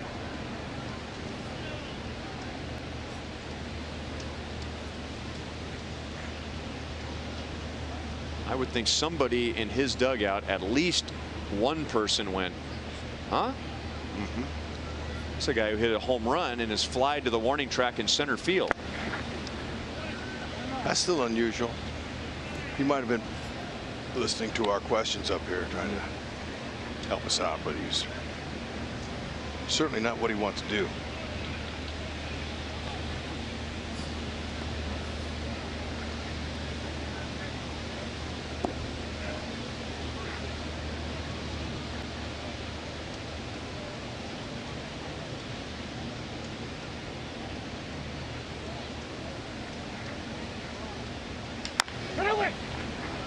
Foul ball. Nice snag by Wayne Kirby.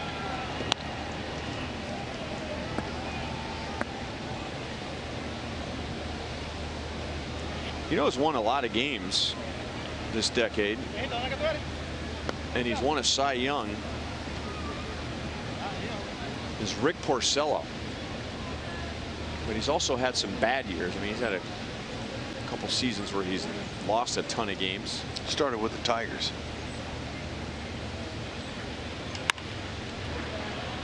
Shallow left. Alex is coming in, looking up into the glare. He's got it. 2 outs. All right, 1 out to go here, Hud. Man, you would think that the most recent would be the easiest one for us. What about Max Scherzer? Ooh, there you go.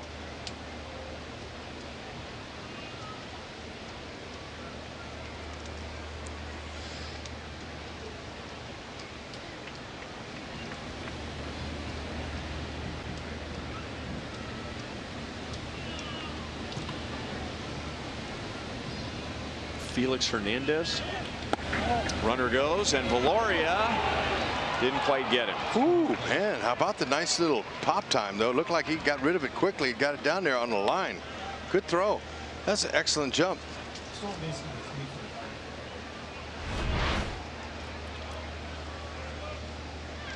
Nice. I like that.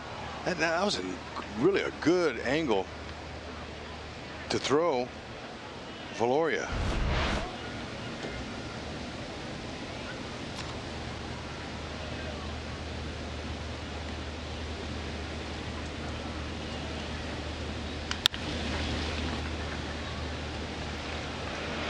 Inning over. Go ahead. Throw it. Do it. Give it. Max Scherzer. Oh. Ding, ding, ding, ding, ding, ding. We've got it. Thank you, buddy. Thanks for playing.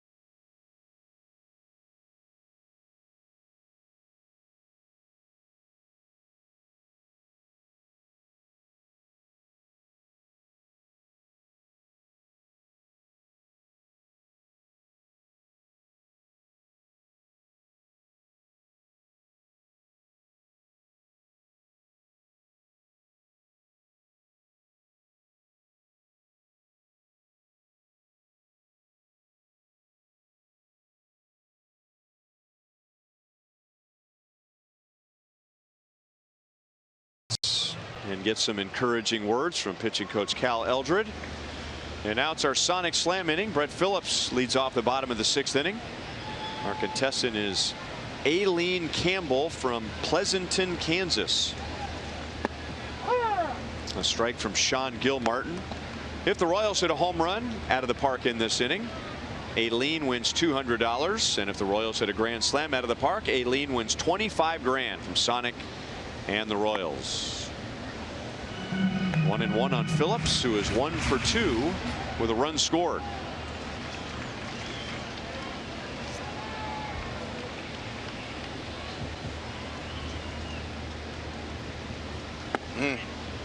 Gilmartin, a lot of breakers away. He's got sliders and curves for left-handed batters and fastball changeups for right-handed batters. Old school, blouse the pants. Show some color on the socks.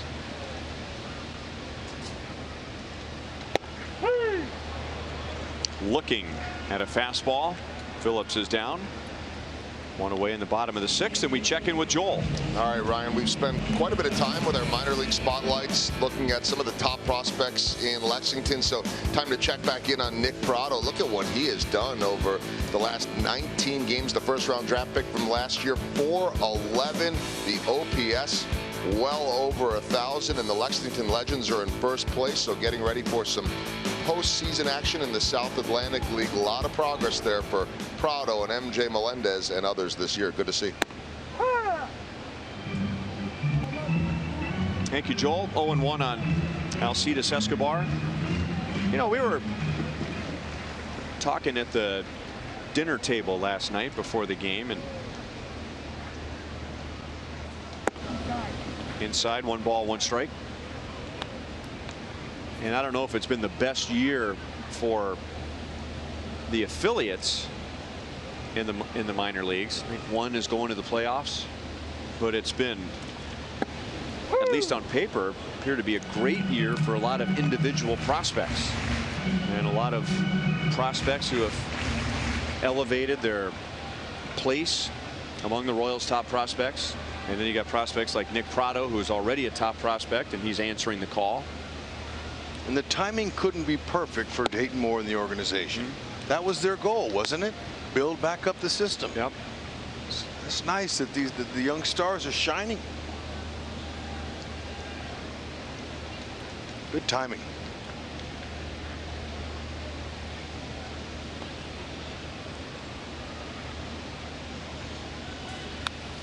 Two and two on Escobar. And of course, a season like we're having this year gives us a chance to go down on the farm and see what's coming a little bit more. Timing's everything. And ironically, it was supposed to be the year for Jorge Bonifacio, and he missed half the year. Jorge Soler, who was really coming along and broke his foot. Escobar picks up his 3rd hit. He is 3 for 3, and he's on with 1 out. It was supposed to be a big year for Cheslor Cuthbert. He's been out with a back injury for a long time. But Hunter Dozier, Ryan O'Hearn, Adalberto Mondesi, and then with trades, Brett Phillips, Brian Goodwin,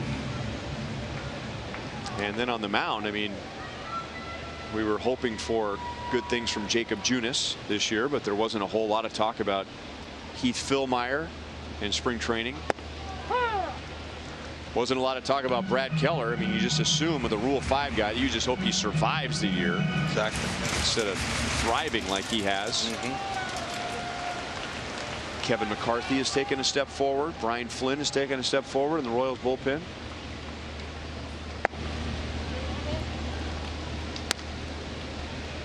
Glenn Sparkman has proven that he could pitch at this level. I think it'd be likely to see him once Omaha season's over. Yeah, they found out a lot. Valoria. How about that nickname, Velo? That's what they're calling him, Velo. That's pretty good. Now, he's not a pitcher. If he was a pitcher and he had that name, that'd be great. But not too many major leaguers come from Cartagena, Colombia. A few, though, that I played against and played with, that I remember. That could be a good trivia question. But we would win that one, too. Do you know of anything from there? I don't. Okay. One played for the Red Sox, their 04 World Championship team. Played shortstop. Orlando Cabrera. There he is. Okay. Ding, ding, ding. And he had a brother who played Major League Baseball. Holbert. Ding, ding, ding, ding, ding. And another shortstop that played for the Red Sox back in the 80s. Came from Cartagena. Edgar Renteria. Nope.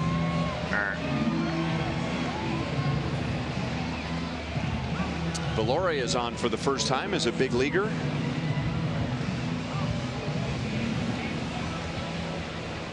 in the 80s. Yep. Okay, so that's before Edgar Renteria. I got my first big league hit, and he was in the picture of me standing on second base, and he was standing right there. His name, Jackie Gutierrez. Oh. Remember Jackie? No, I don't. Okay. He was a whistler. But He had Edgar a great- Renteria is from Colombia, wasn't he? Yeah, but I don't think Cartagena. No.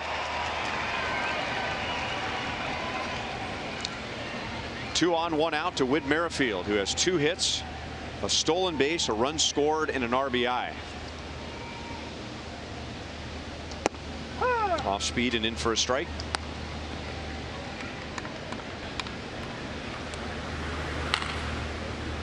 Mike Wright Jr. warms up in the Orioles bullpen.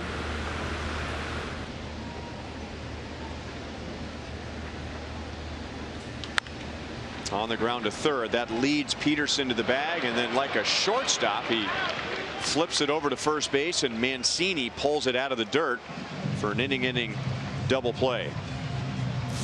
So he played 6, and the Royals lead is still 5-1.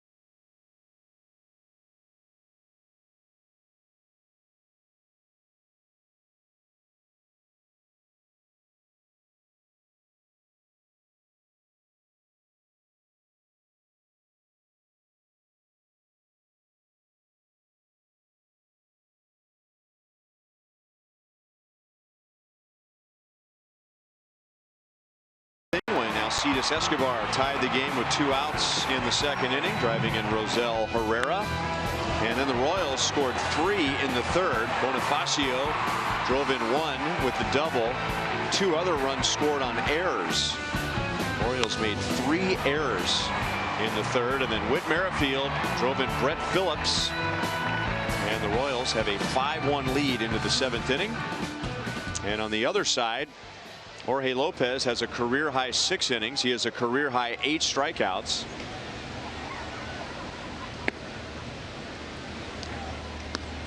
One 1-0 against Chris Davis with just his 85th pitch. It'll be Davis, Andrioli, and Valera.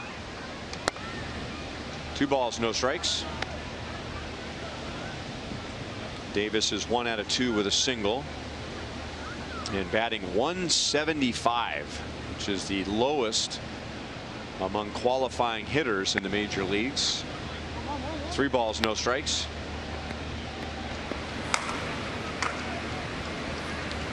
Tim Hill and Kevin McCarthy are getting ready to go. 3-1. Sure. This is exactly what first-year pitching coach Cal Eldred was looking for in Lopez. Player they got from Mike Moustakas, along with Brett Phillips. Speaking of Phillips, it's too low of a liner there. This is what they're looking for. Another possible guy for the rotation. Next year, you never know. They're going to evaluate. They got a lot of work to do. That's what they're doing. Ned said it would take 4 or 5 starts for Lopez to get acclimated.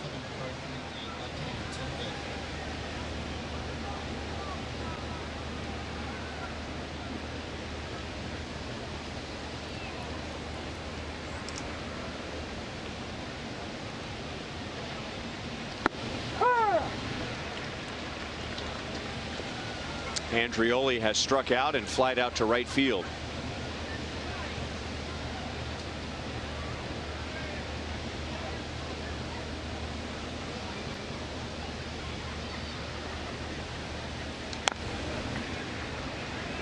Oh, and 2.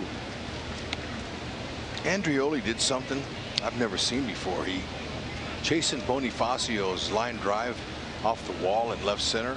He was pursuing it. He slid to slow down in the warning track and popped up to get the ball. It's an interesting way to slow down in the outfield. Herrera backhands, and he gets it to Escobar for the force.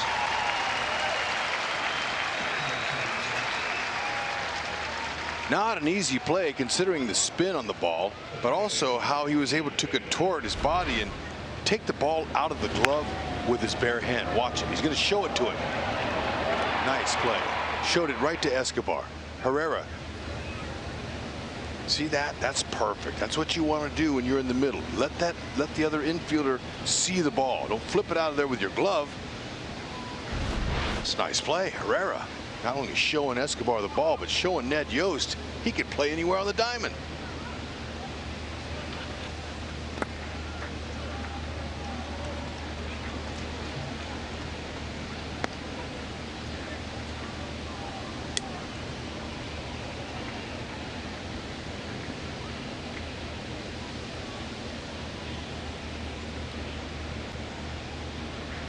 Valera has struck out and grounded out to second base.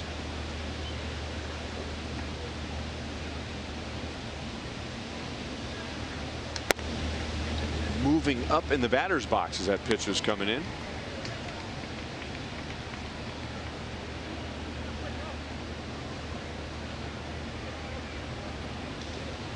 That is something from the past.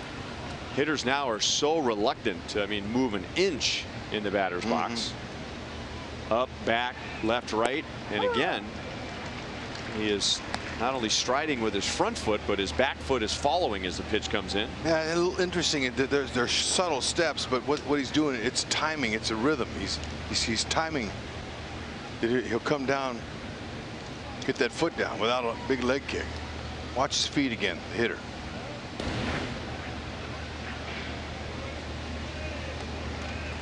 These guys we've seen for just the first time.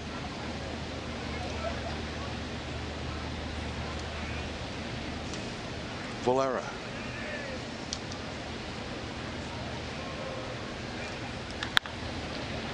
Hit hard but pulled foul.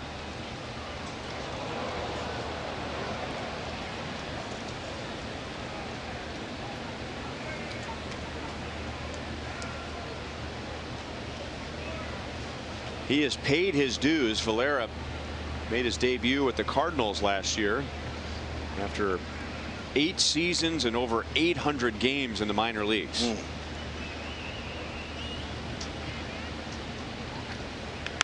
that time he didn't do it. Might be guessing on a certain pitch he does it.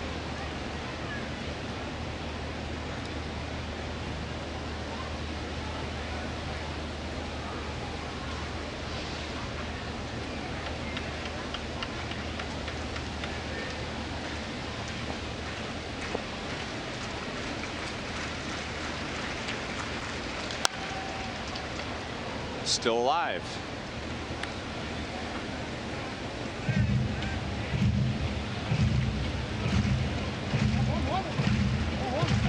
Switch hitter out of Venezuela. Valera at the plate. Viloria behind home plate.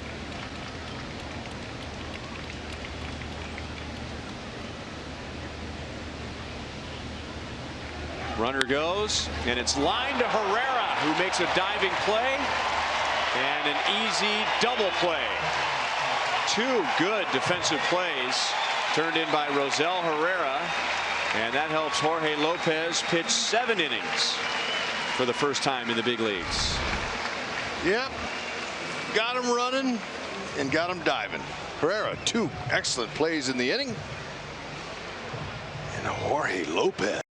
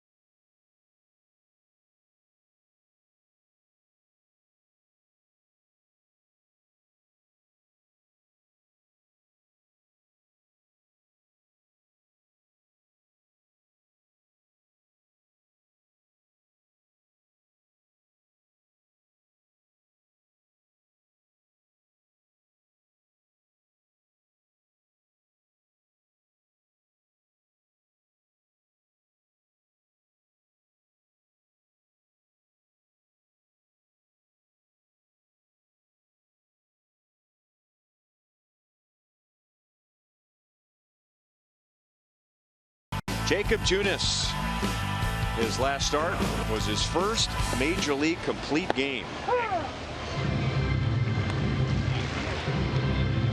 That was against the Tigers, and he will carry that into his start tomorrow against the Indians at 3 o'clock Kansas City time. Adam Plutko will pitch for Cleveland. Jorge Lopez gets a big hug from Maybreeze Viloria.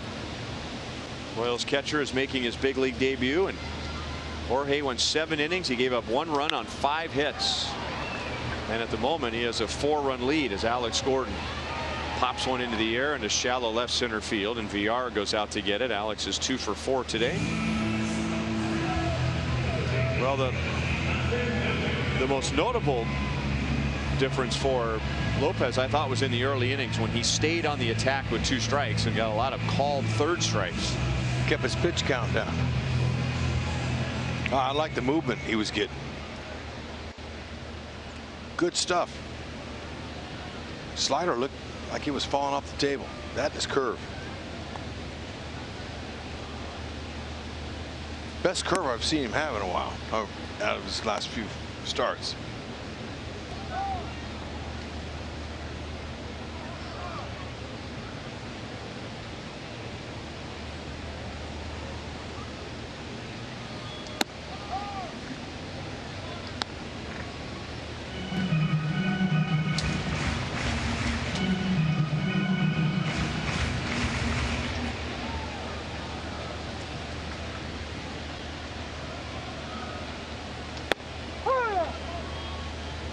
Two and one on Dozier, who is 0 for 3 today. All 3 of those at bats were against David Hess, who struck him out a couple of times.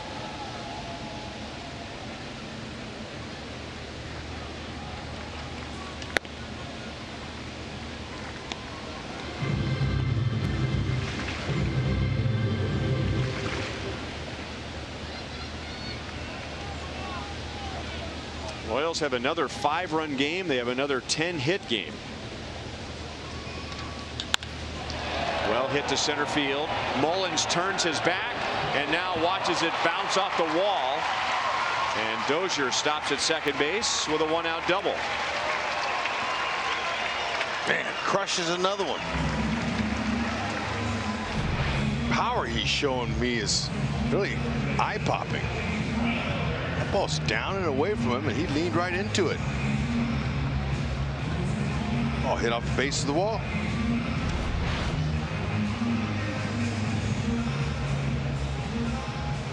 Royals have 5 runs on 11 hits.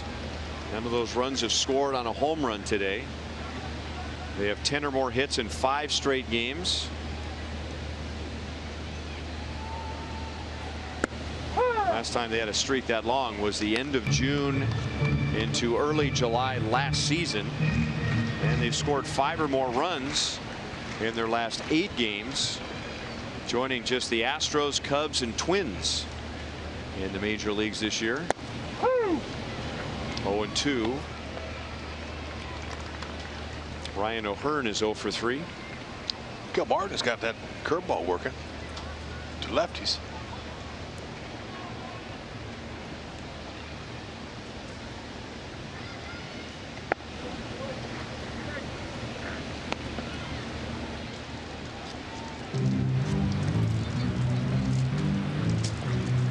Mike Wright Jr.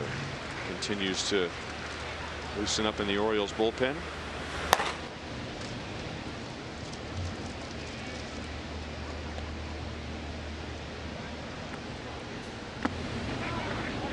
That was a swing. So Hearn is out, and the Orioles will make a pitching change.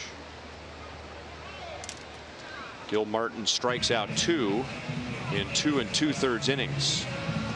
So Jorge Bonifacio is coming up, and Mike Wright Jr. is a Chevy call to the bullpen.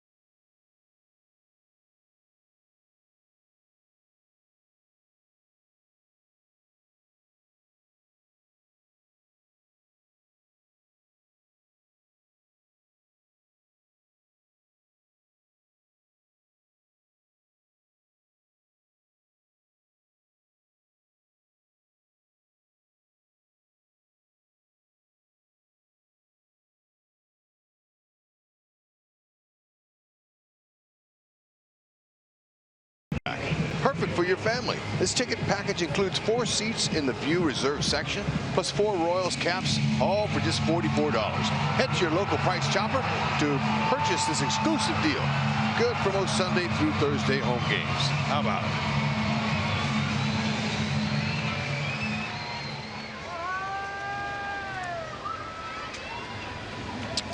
Mike Wright Jr. comes on with Dozier at second base, 2 outs. Mike Wright's had a little bit of trouble staying out of the middle. See that ERA is a little bit swollen. 3.08 average against opponents of getting to his sinker. He's got a 4-seam, 2-seam sinker, low 90s, mid 90s slider change.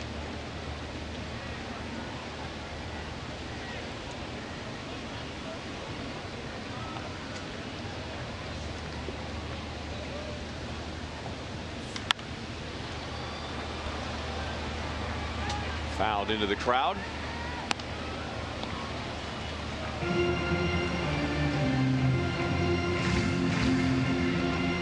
Bonifacio is working on a perfect day. He has a single. He has an RBI double and a run scored. And he's been on base with a walk.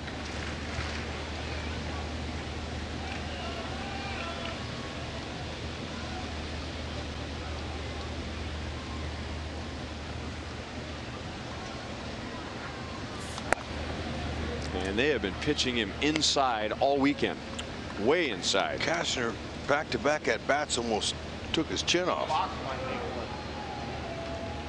Heck, you can miss in, but be careful up in there.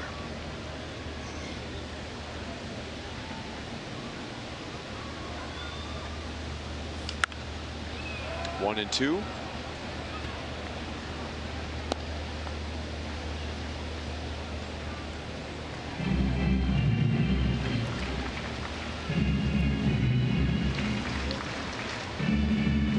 The Orioles will have Peterson, Joseph, and Mullins in the 8th inning, and it looks like they'll be facing Tim Hill.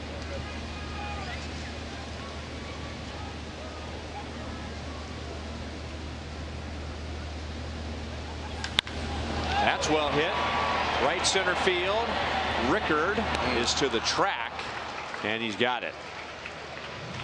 So that'll do it for the Royals in the bottom of the 7th. 5-1 KC.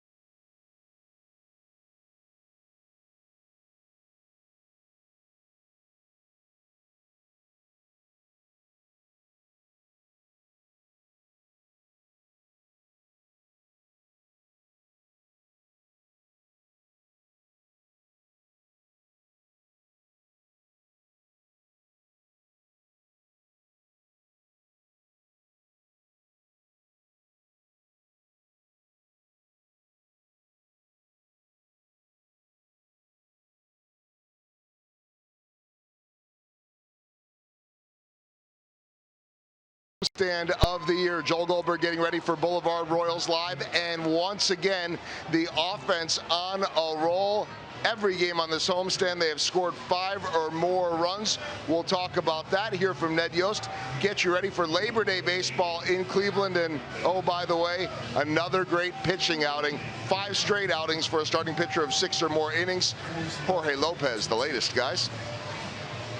Well, you got that right, Joel. Jorge Lopez established a few career highs today in our Pizza Ranch for the win pitching line. 7 innings for the first time in his career.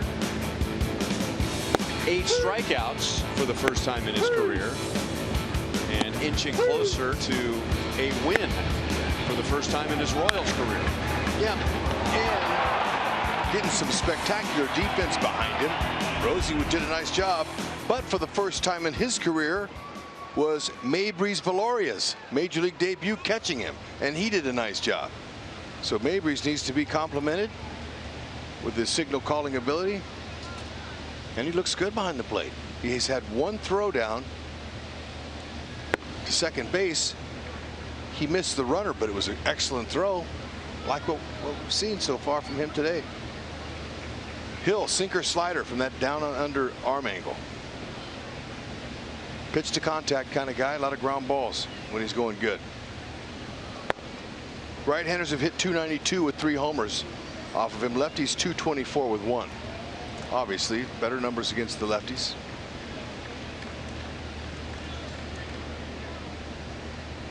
Renato Nunez is batting for Jace Peterson.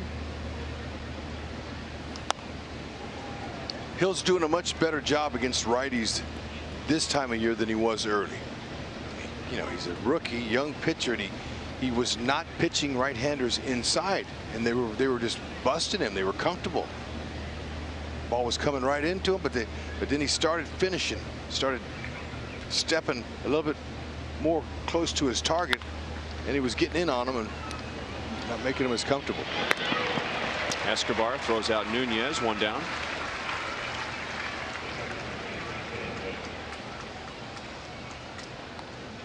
In this Orioles series, Brad Keller went 8 innings, gave up 2 runs. Heath Fillmyer last night 7 innings, 2 runs, and now Jorge Lopez. That's some throwback pitching there. All 3 starters going at least 7 innings. Yeah, buddy, there's a reason. They're competing internally, and every solid outing after Junis, they just started saying, all right, he's going CG. We're going to at least try to eat up some innings.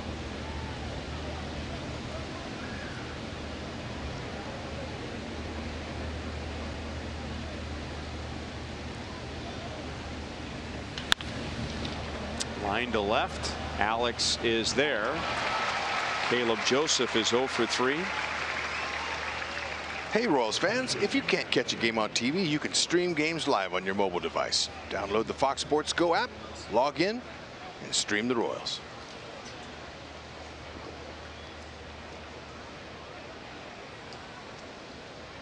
Tim hasn't pitched in a game at least since a week ago Saturday. And Ned Yost has a problem he'll take any day, and that is not enough innings for his relievers. On the road trip, he talked quite a bit about trying to stay away from certain guys because of a risk of being overworked, and now he's got some guys that are underworked. By the way, he said earlier today he went with Jason Hamill in the 8th inning last night because he just liked the matchup of Hamill's slider against the, first of all, the Orioles lineup, and in particular the hitters that were coming up.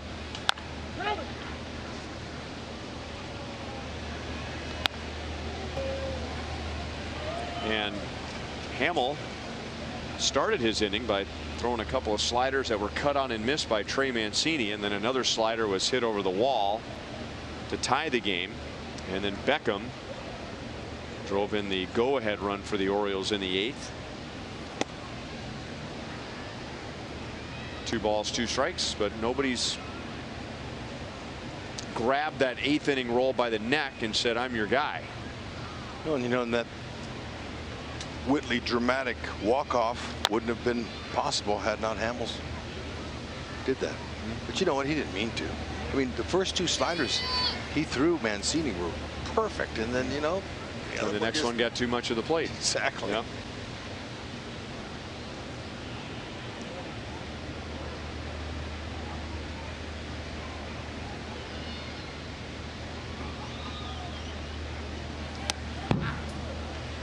Three balls, 2 strikes.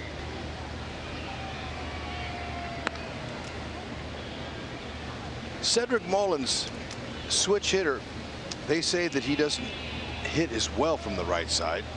They might could see him if he becomes an everyday guy, just to put him on the left side, period, and leave him there. We'll see next year. Tim Hill didn't look rusty at all. 3 up, 3 down.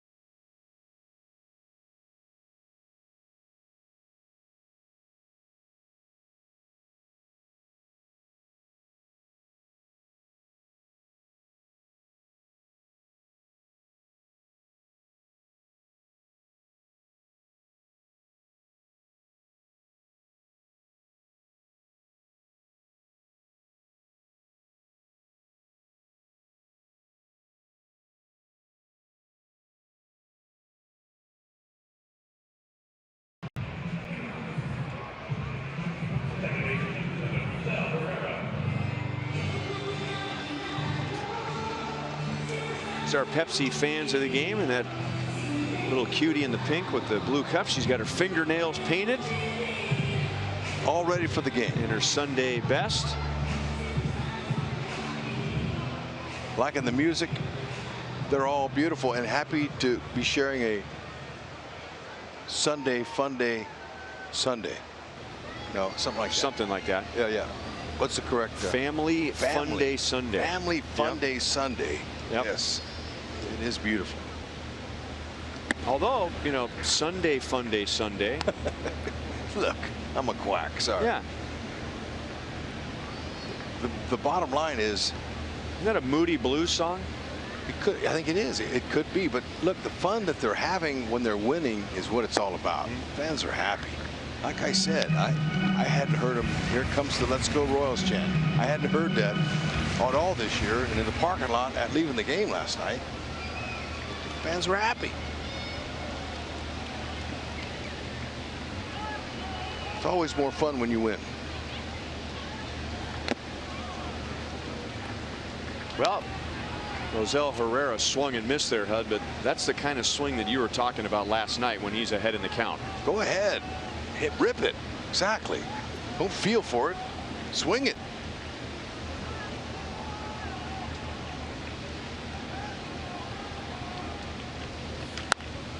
And I brought this up before. I don't know if it's the baggy uniforms or Rosie pulling his pant legs up to the bottom of his knee, and he looks slender, but he's a big guy. He's 6'4". I mean, if he lets one go and gets his arms extended, there's a lot of leverage there. I'll get him on the foot. It did. And he's on to begin the bottom of the 8th. You know, I see more power coming from him up here at the big league level. It's going to take a little bit longer, a little more time. Didn't exactly jump out of the way of this. Barely got his back foot. I disagree. I think he did everything humanly possible to get out of the way of that pitch. Wasn't worried.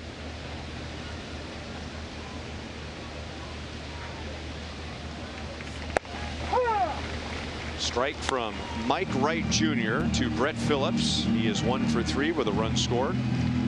Baltimore got a run in the first inning.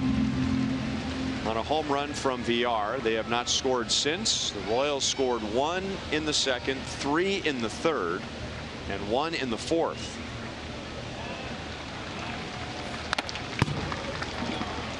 No balls, 2 strikes.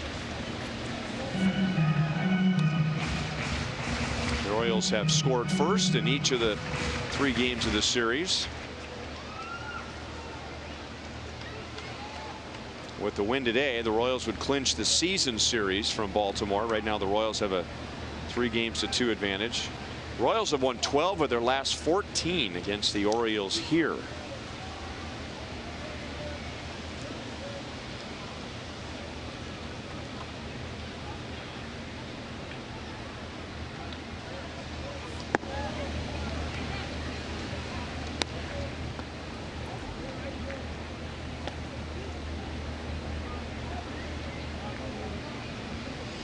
This is another situation right here that it would be good to see Herrera go. Okay, you're ahead by 4, but work on being aggressive and take off and steal a bag. That's one thing that's going to help Rosie become a solid role player if that's what they choose for him in the future. He could play all the outfield positions, all the infield positions, and can really up his stock if he can come off the bench and steal bases. This is a good situation to go. He's got 2. He's been thrown out 4 times. He's lacking confidence.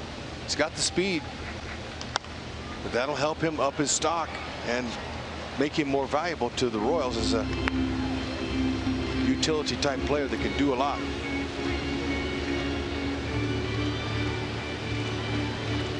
There's nothing wrong with that role either. That's a good role to have, and he could take that and run with that. Get a lot of time in the majors because those players are valuable. He's shown brilliant defense all year. Well, since he's been here anyway. And as we pointed out, what Herrera does is no longer a luxury. It's a necessity because more and more teams are carrying so many pitchers now that you just don't have many guys on your bench. Most of the year, the Royals have had 3 on their bench. So you have to have guys who can play all over the field. Right. No longer have a backup catcher and a couple of backup outfielders and backup infielders.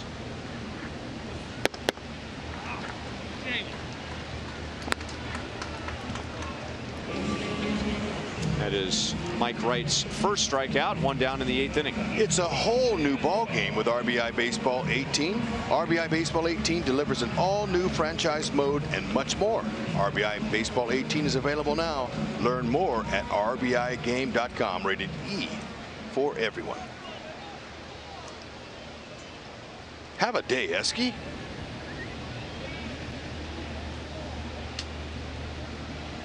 I think he's had a 4-hit game all year.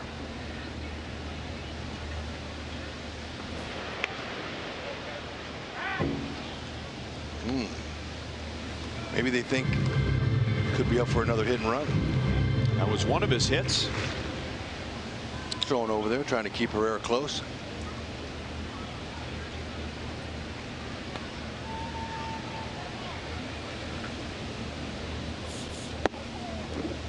Inside for ball 1.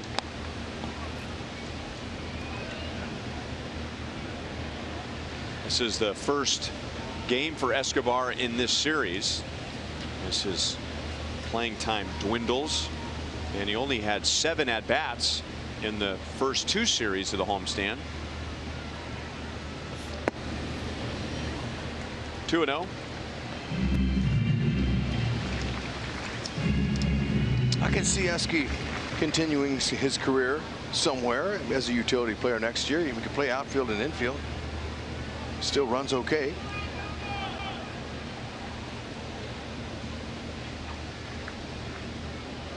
Never really has had many pinch hitting opportunities. And let's check him out. Look, that was the first pitch he's seen in a few days, and then that was really good right there. So was that. That's Escobar. That's who he is. So many times over the last several years we've seen him hit a homer, and then that kind of ruined him for a couple of weeks, and then get back to getting those base hits and getting on base. But he's a world champion. and will never be forgotten. What he's done here, man. Gold Glove.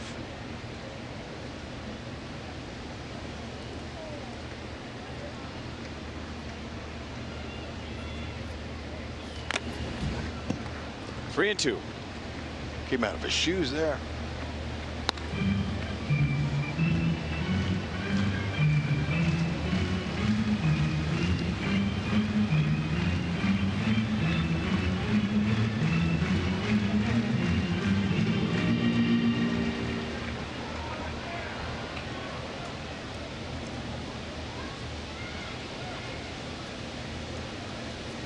The Royals head to Cleveland after the game. Baltimore, man, do they have some travel coming up. They go to Seattle, and then after Seattle they go to Tampa Bay. Seattle to St. Petersburg. Woo. That is ball 4 to Escobar, so a hit batter and a walk. 2 on with 1 out. Today's copyrighted telecast is presented by authority of the Kansas City Royals. It may not be reproduced or retransmitted in any form. And the accounts and descriptions of this game may not be disseminated without the express written consent of the Kansas City Royals Baseball Club. That's a night game in Seattle, getaway day to Tampa. Steve Kurtenbach just told me that during the day off, I guess they're going to stay the night in Seattle and then get up and fly at noon. Valoria deep to right, and that is over Rickard's head and up against the wall. Maybreeze Valoria gets his first big league hit, and he drives in a couple of runs, and the Royals lead 7-1 in the 8th inning.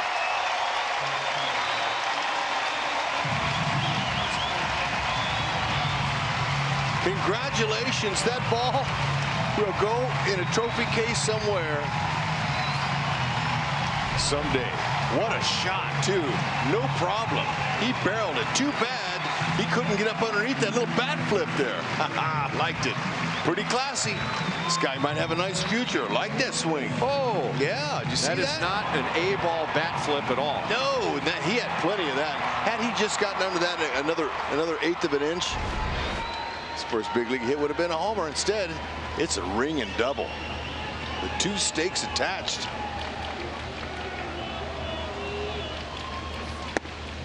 Now strike to Whit Merrifield.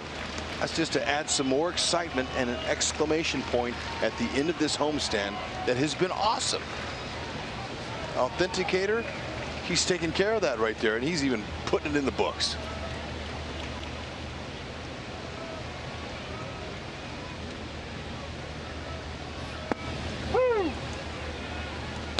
Anyway, just to finish the thought, Hud, yeah, the Orioles will spend an off day in the air, basically.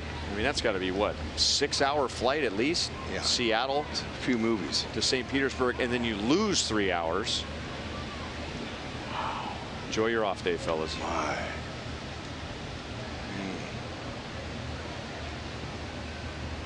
It's almost like taking a trip to Europe.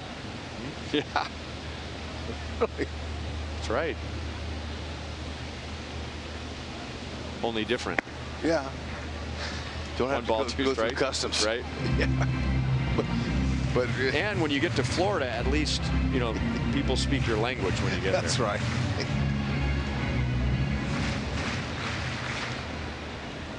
Right? That's got to be 6 hours, isn't it? At least. So you leave at noon and you arrive at 9.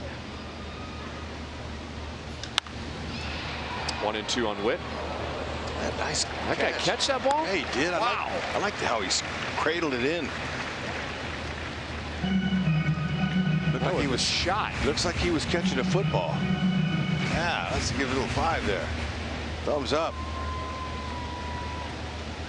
I don't know if you want to give 5 on the ball that he just, with the hand that he just caught that ball with.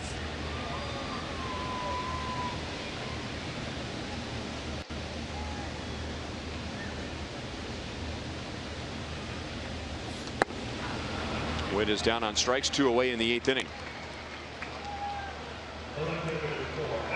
Maybreeze Valoria Grounded out in his first 2 at-bats. Then he got a walk. And now a 2-run double in the 8th inning. 21 years old. Called up from A-ball. And called an excellent game today, especially for starter Jorge Lopez, who could record his first Royals win.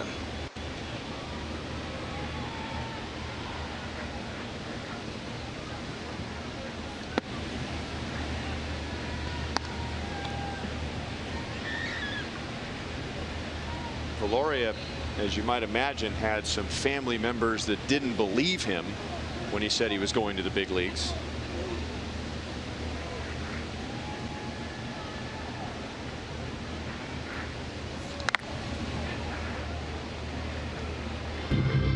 That got Orioles catcher Caleb Joseph. He remind you at all of Brian Pena? He does, especially that bat flip. He'd hope he can have a career like Pena. Pena had a nice long career. Do you get a fine in kangaroo court for a bat flip for your first big league hit? In the modern game today, I don't think you do, but in our day you would have. Yeah. That was impressive. It's not the first time he's flipped a bat like that before. No, he barreled it though, and he could tell, he knew it. Hey, we've seen some guys bat flip on singles before. This is natural right here. Okay. That's nice. The Russian judge, well, you know, gave that bat a 9.5 for the landing. I would agree with him, but the body physique similar to Pena. Left center field, down for a hit, and now it skips past Andreoli, and Valoria adds a run scored to his first big league game. Alex Gordon has a 3-hit game, and now the Royals have taken an 8-1 lead in the 8th inning.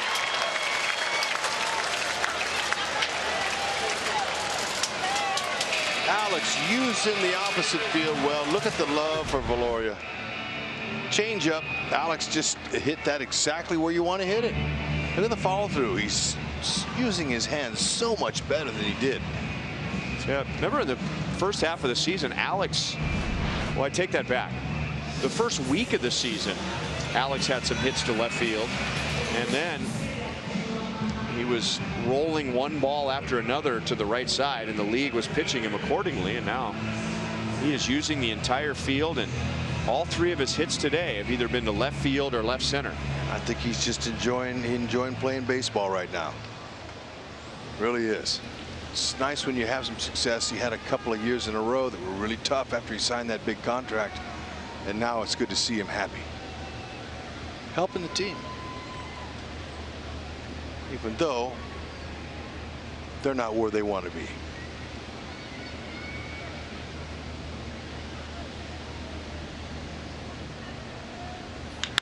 And now Dozier hits it hard again. Gordon scores, and now Dozier is on his way to third, and he's in there with a triple. Wow. Exciting. Run those bases.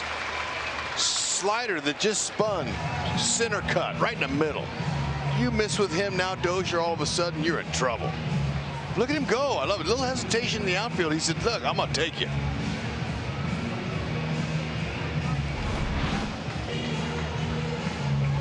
And with Dozier's triple, the Kansas City Honda dealers will donate $1,000 to the KC Urban Youth Academy.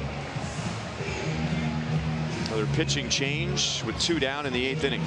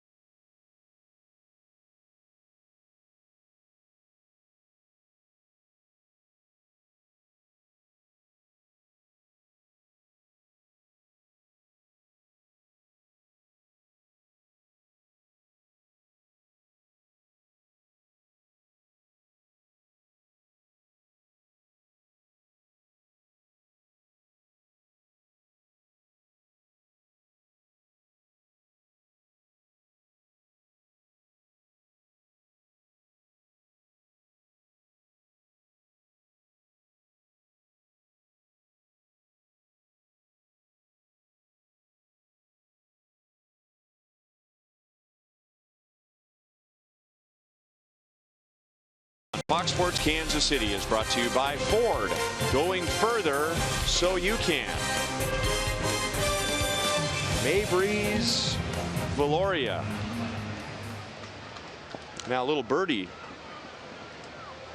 told me today, remember when Kendrys Morales got to the big leagues?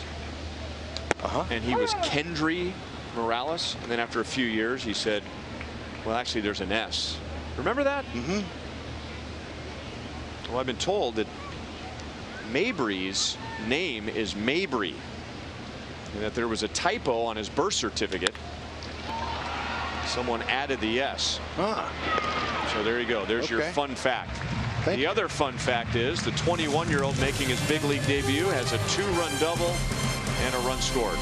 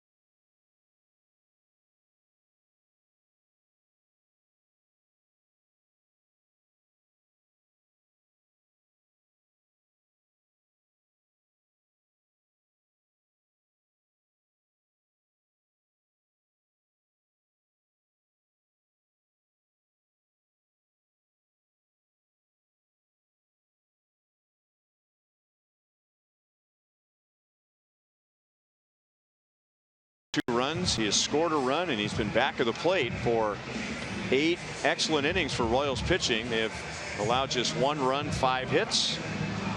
And now we go to the 9th inning. Refreshing saves from Price Chopper and Aquafina. Sign up at mypricechopper.com/saves to save on Aquafina when the Royals get a save. And it'll be Kevin McCarthy with a 8-run lead as the Royals go for a sweep and add to their season-high winning streak of 5 and a 7-1 homestand. That was not a good road trip.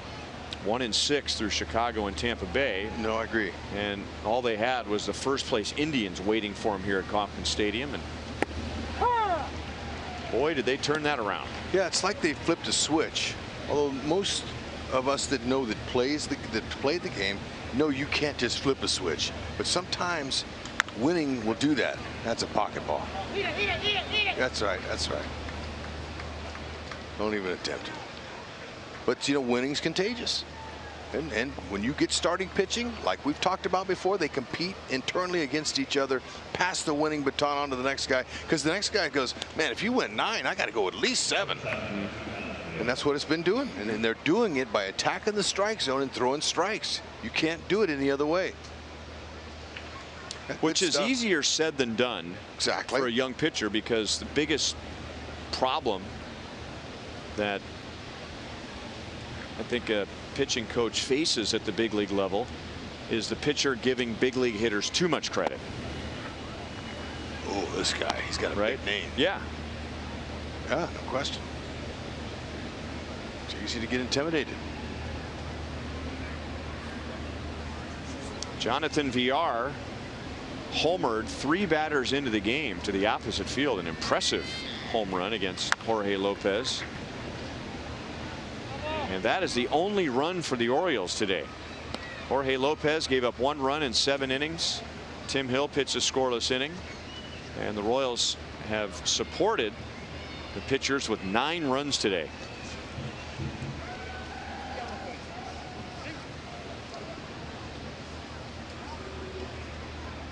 And the Royals are 3 outs away from sweeping the Orioles here in back-to-back years. And Buck Showalter's Orioles are 3 outs away from 97 losses. They have lost 12 of the last 14 here, and that does not include the 2014 ALCS when the Royals swept the Orioles, winning 2 games there, 2 games here. Never forget it. VR is down on strikes. Here we are just 4 years later, and you know, it's interesting. You look back on the teams that made the postseason just 4 years ago, and most are in a rebuilding mode, just like the Royals are right now. Look at, in 14, it was Baltimore, Detroit, who won the division. The Royals were the wild card. The Angels won 98 games, and the Royals.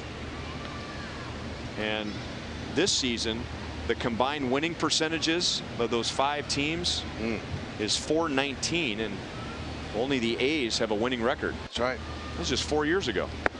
And you know, good for the A's. The A's, they're trying to get a new stadium. And all this excitement this year surrounding Oakland has been good. They're moving forward on a new stadium, and winning helps. Well, good for them. Out at second, and a double play, and a fitting way to end the homestand, because the Royals did it all. They pitched, they hit, and they played defense. And the Royals have completed a 7-1 homestand. They have won 5 in a row.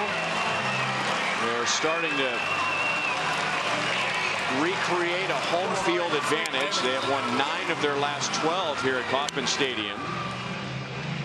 And they have won the season series from the Orioles 4 games to 2.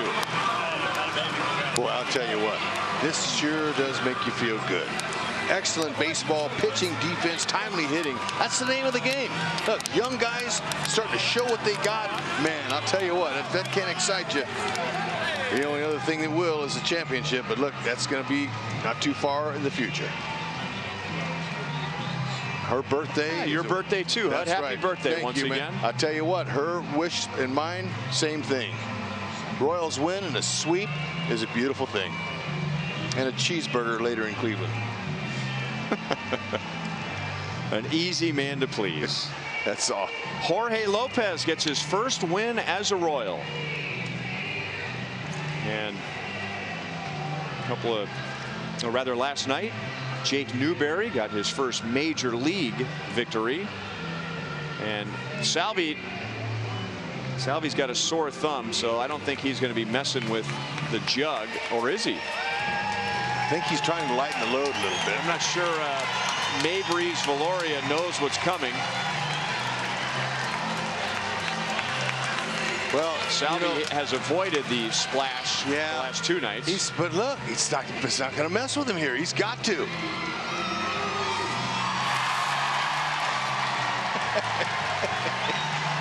He'd lighten the load a little bit and use the fingers. Well, Joel, it's one thing to get in the game. It's another thing to get a hit, but you're really a Royal when you get your first Salvi splash. That's right. First Salvi splash. Welcome to the major leagues, Maybreeze Valoria. "21 years old, first ever player from Colombia to play for the Royals. How special was today? How special was this for you?" That's a fun. That's a really good, but I don't believe it yet, but I'm here. But so keep going, keep working, that's all. You said when you called your parents in Colombia, they didn't believe you? They don't believe you. I told him, yeah, I go to the big league, but they don't believe you. You also told me the other day, you looked out here and you said, "This is beautiful." The highest you played is high A ball. What do you think about this place? That's beautiful. A beautiful play here. But yours, early in the game, I feel nervous, a little bit nervous, but after the first inning, I feel like I'm playing Colombia. Feel like you're playing in Colombia, no more nerves. 2 last questions. And by the way, the translator is waiting to the side. This kid has studied his English really hard, so congratulations on your English. Tell me about your pitcher today, Jorge Lopez. That's pretty good. Every piece, he drove down away to in. That's good. Good for us for with the game. Last thing, tell me about the double, your first big league hit. So I went to the plate just for looking one pitch, hanging the sun. Yeah, fine. I hit the ball to the right field. Yeah, fine. Congratulations. You don't need a translator, by the way. 21 years old and now a big leaguer. Maybris Valoria, I know the crowd loves you. Congratulations. Thank you so much. There you go. What a debut. And guys, Pedro Grifol was off on the side. He said Maybris has this. Yeah, good for him. We don't give those guys enough credit for learning a new language and doing a live television interview like that.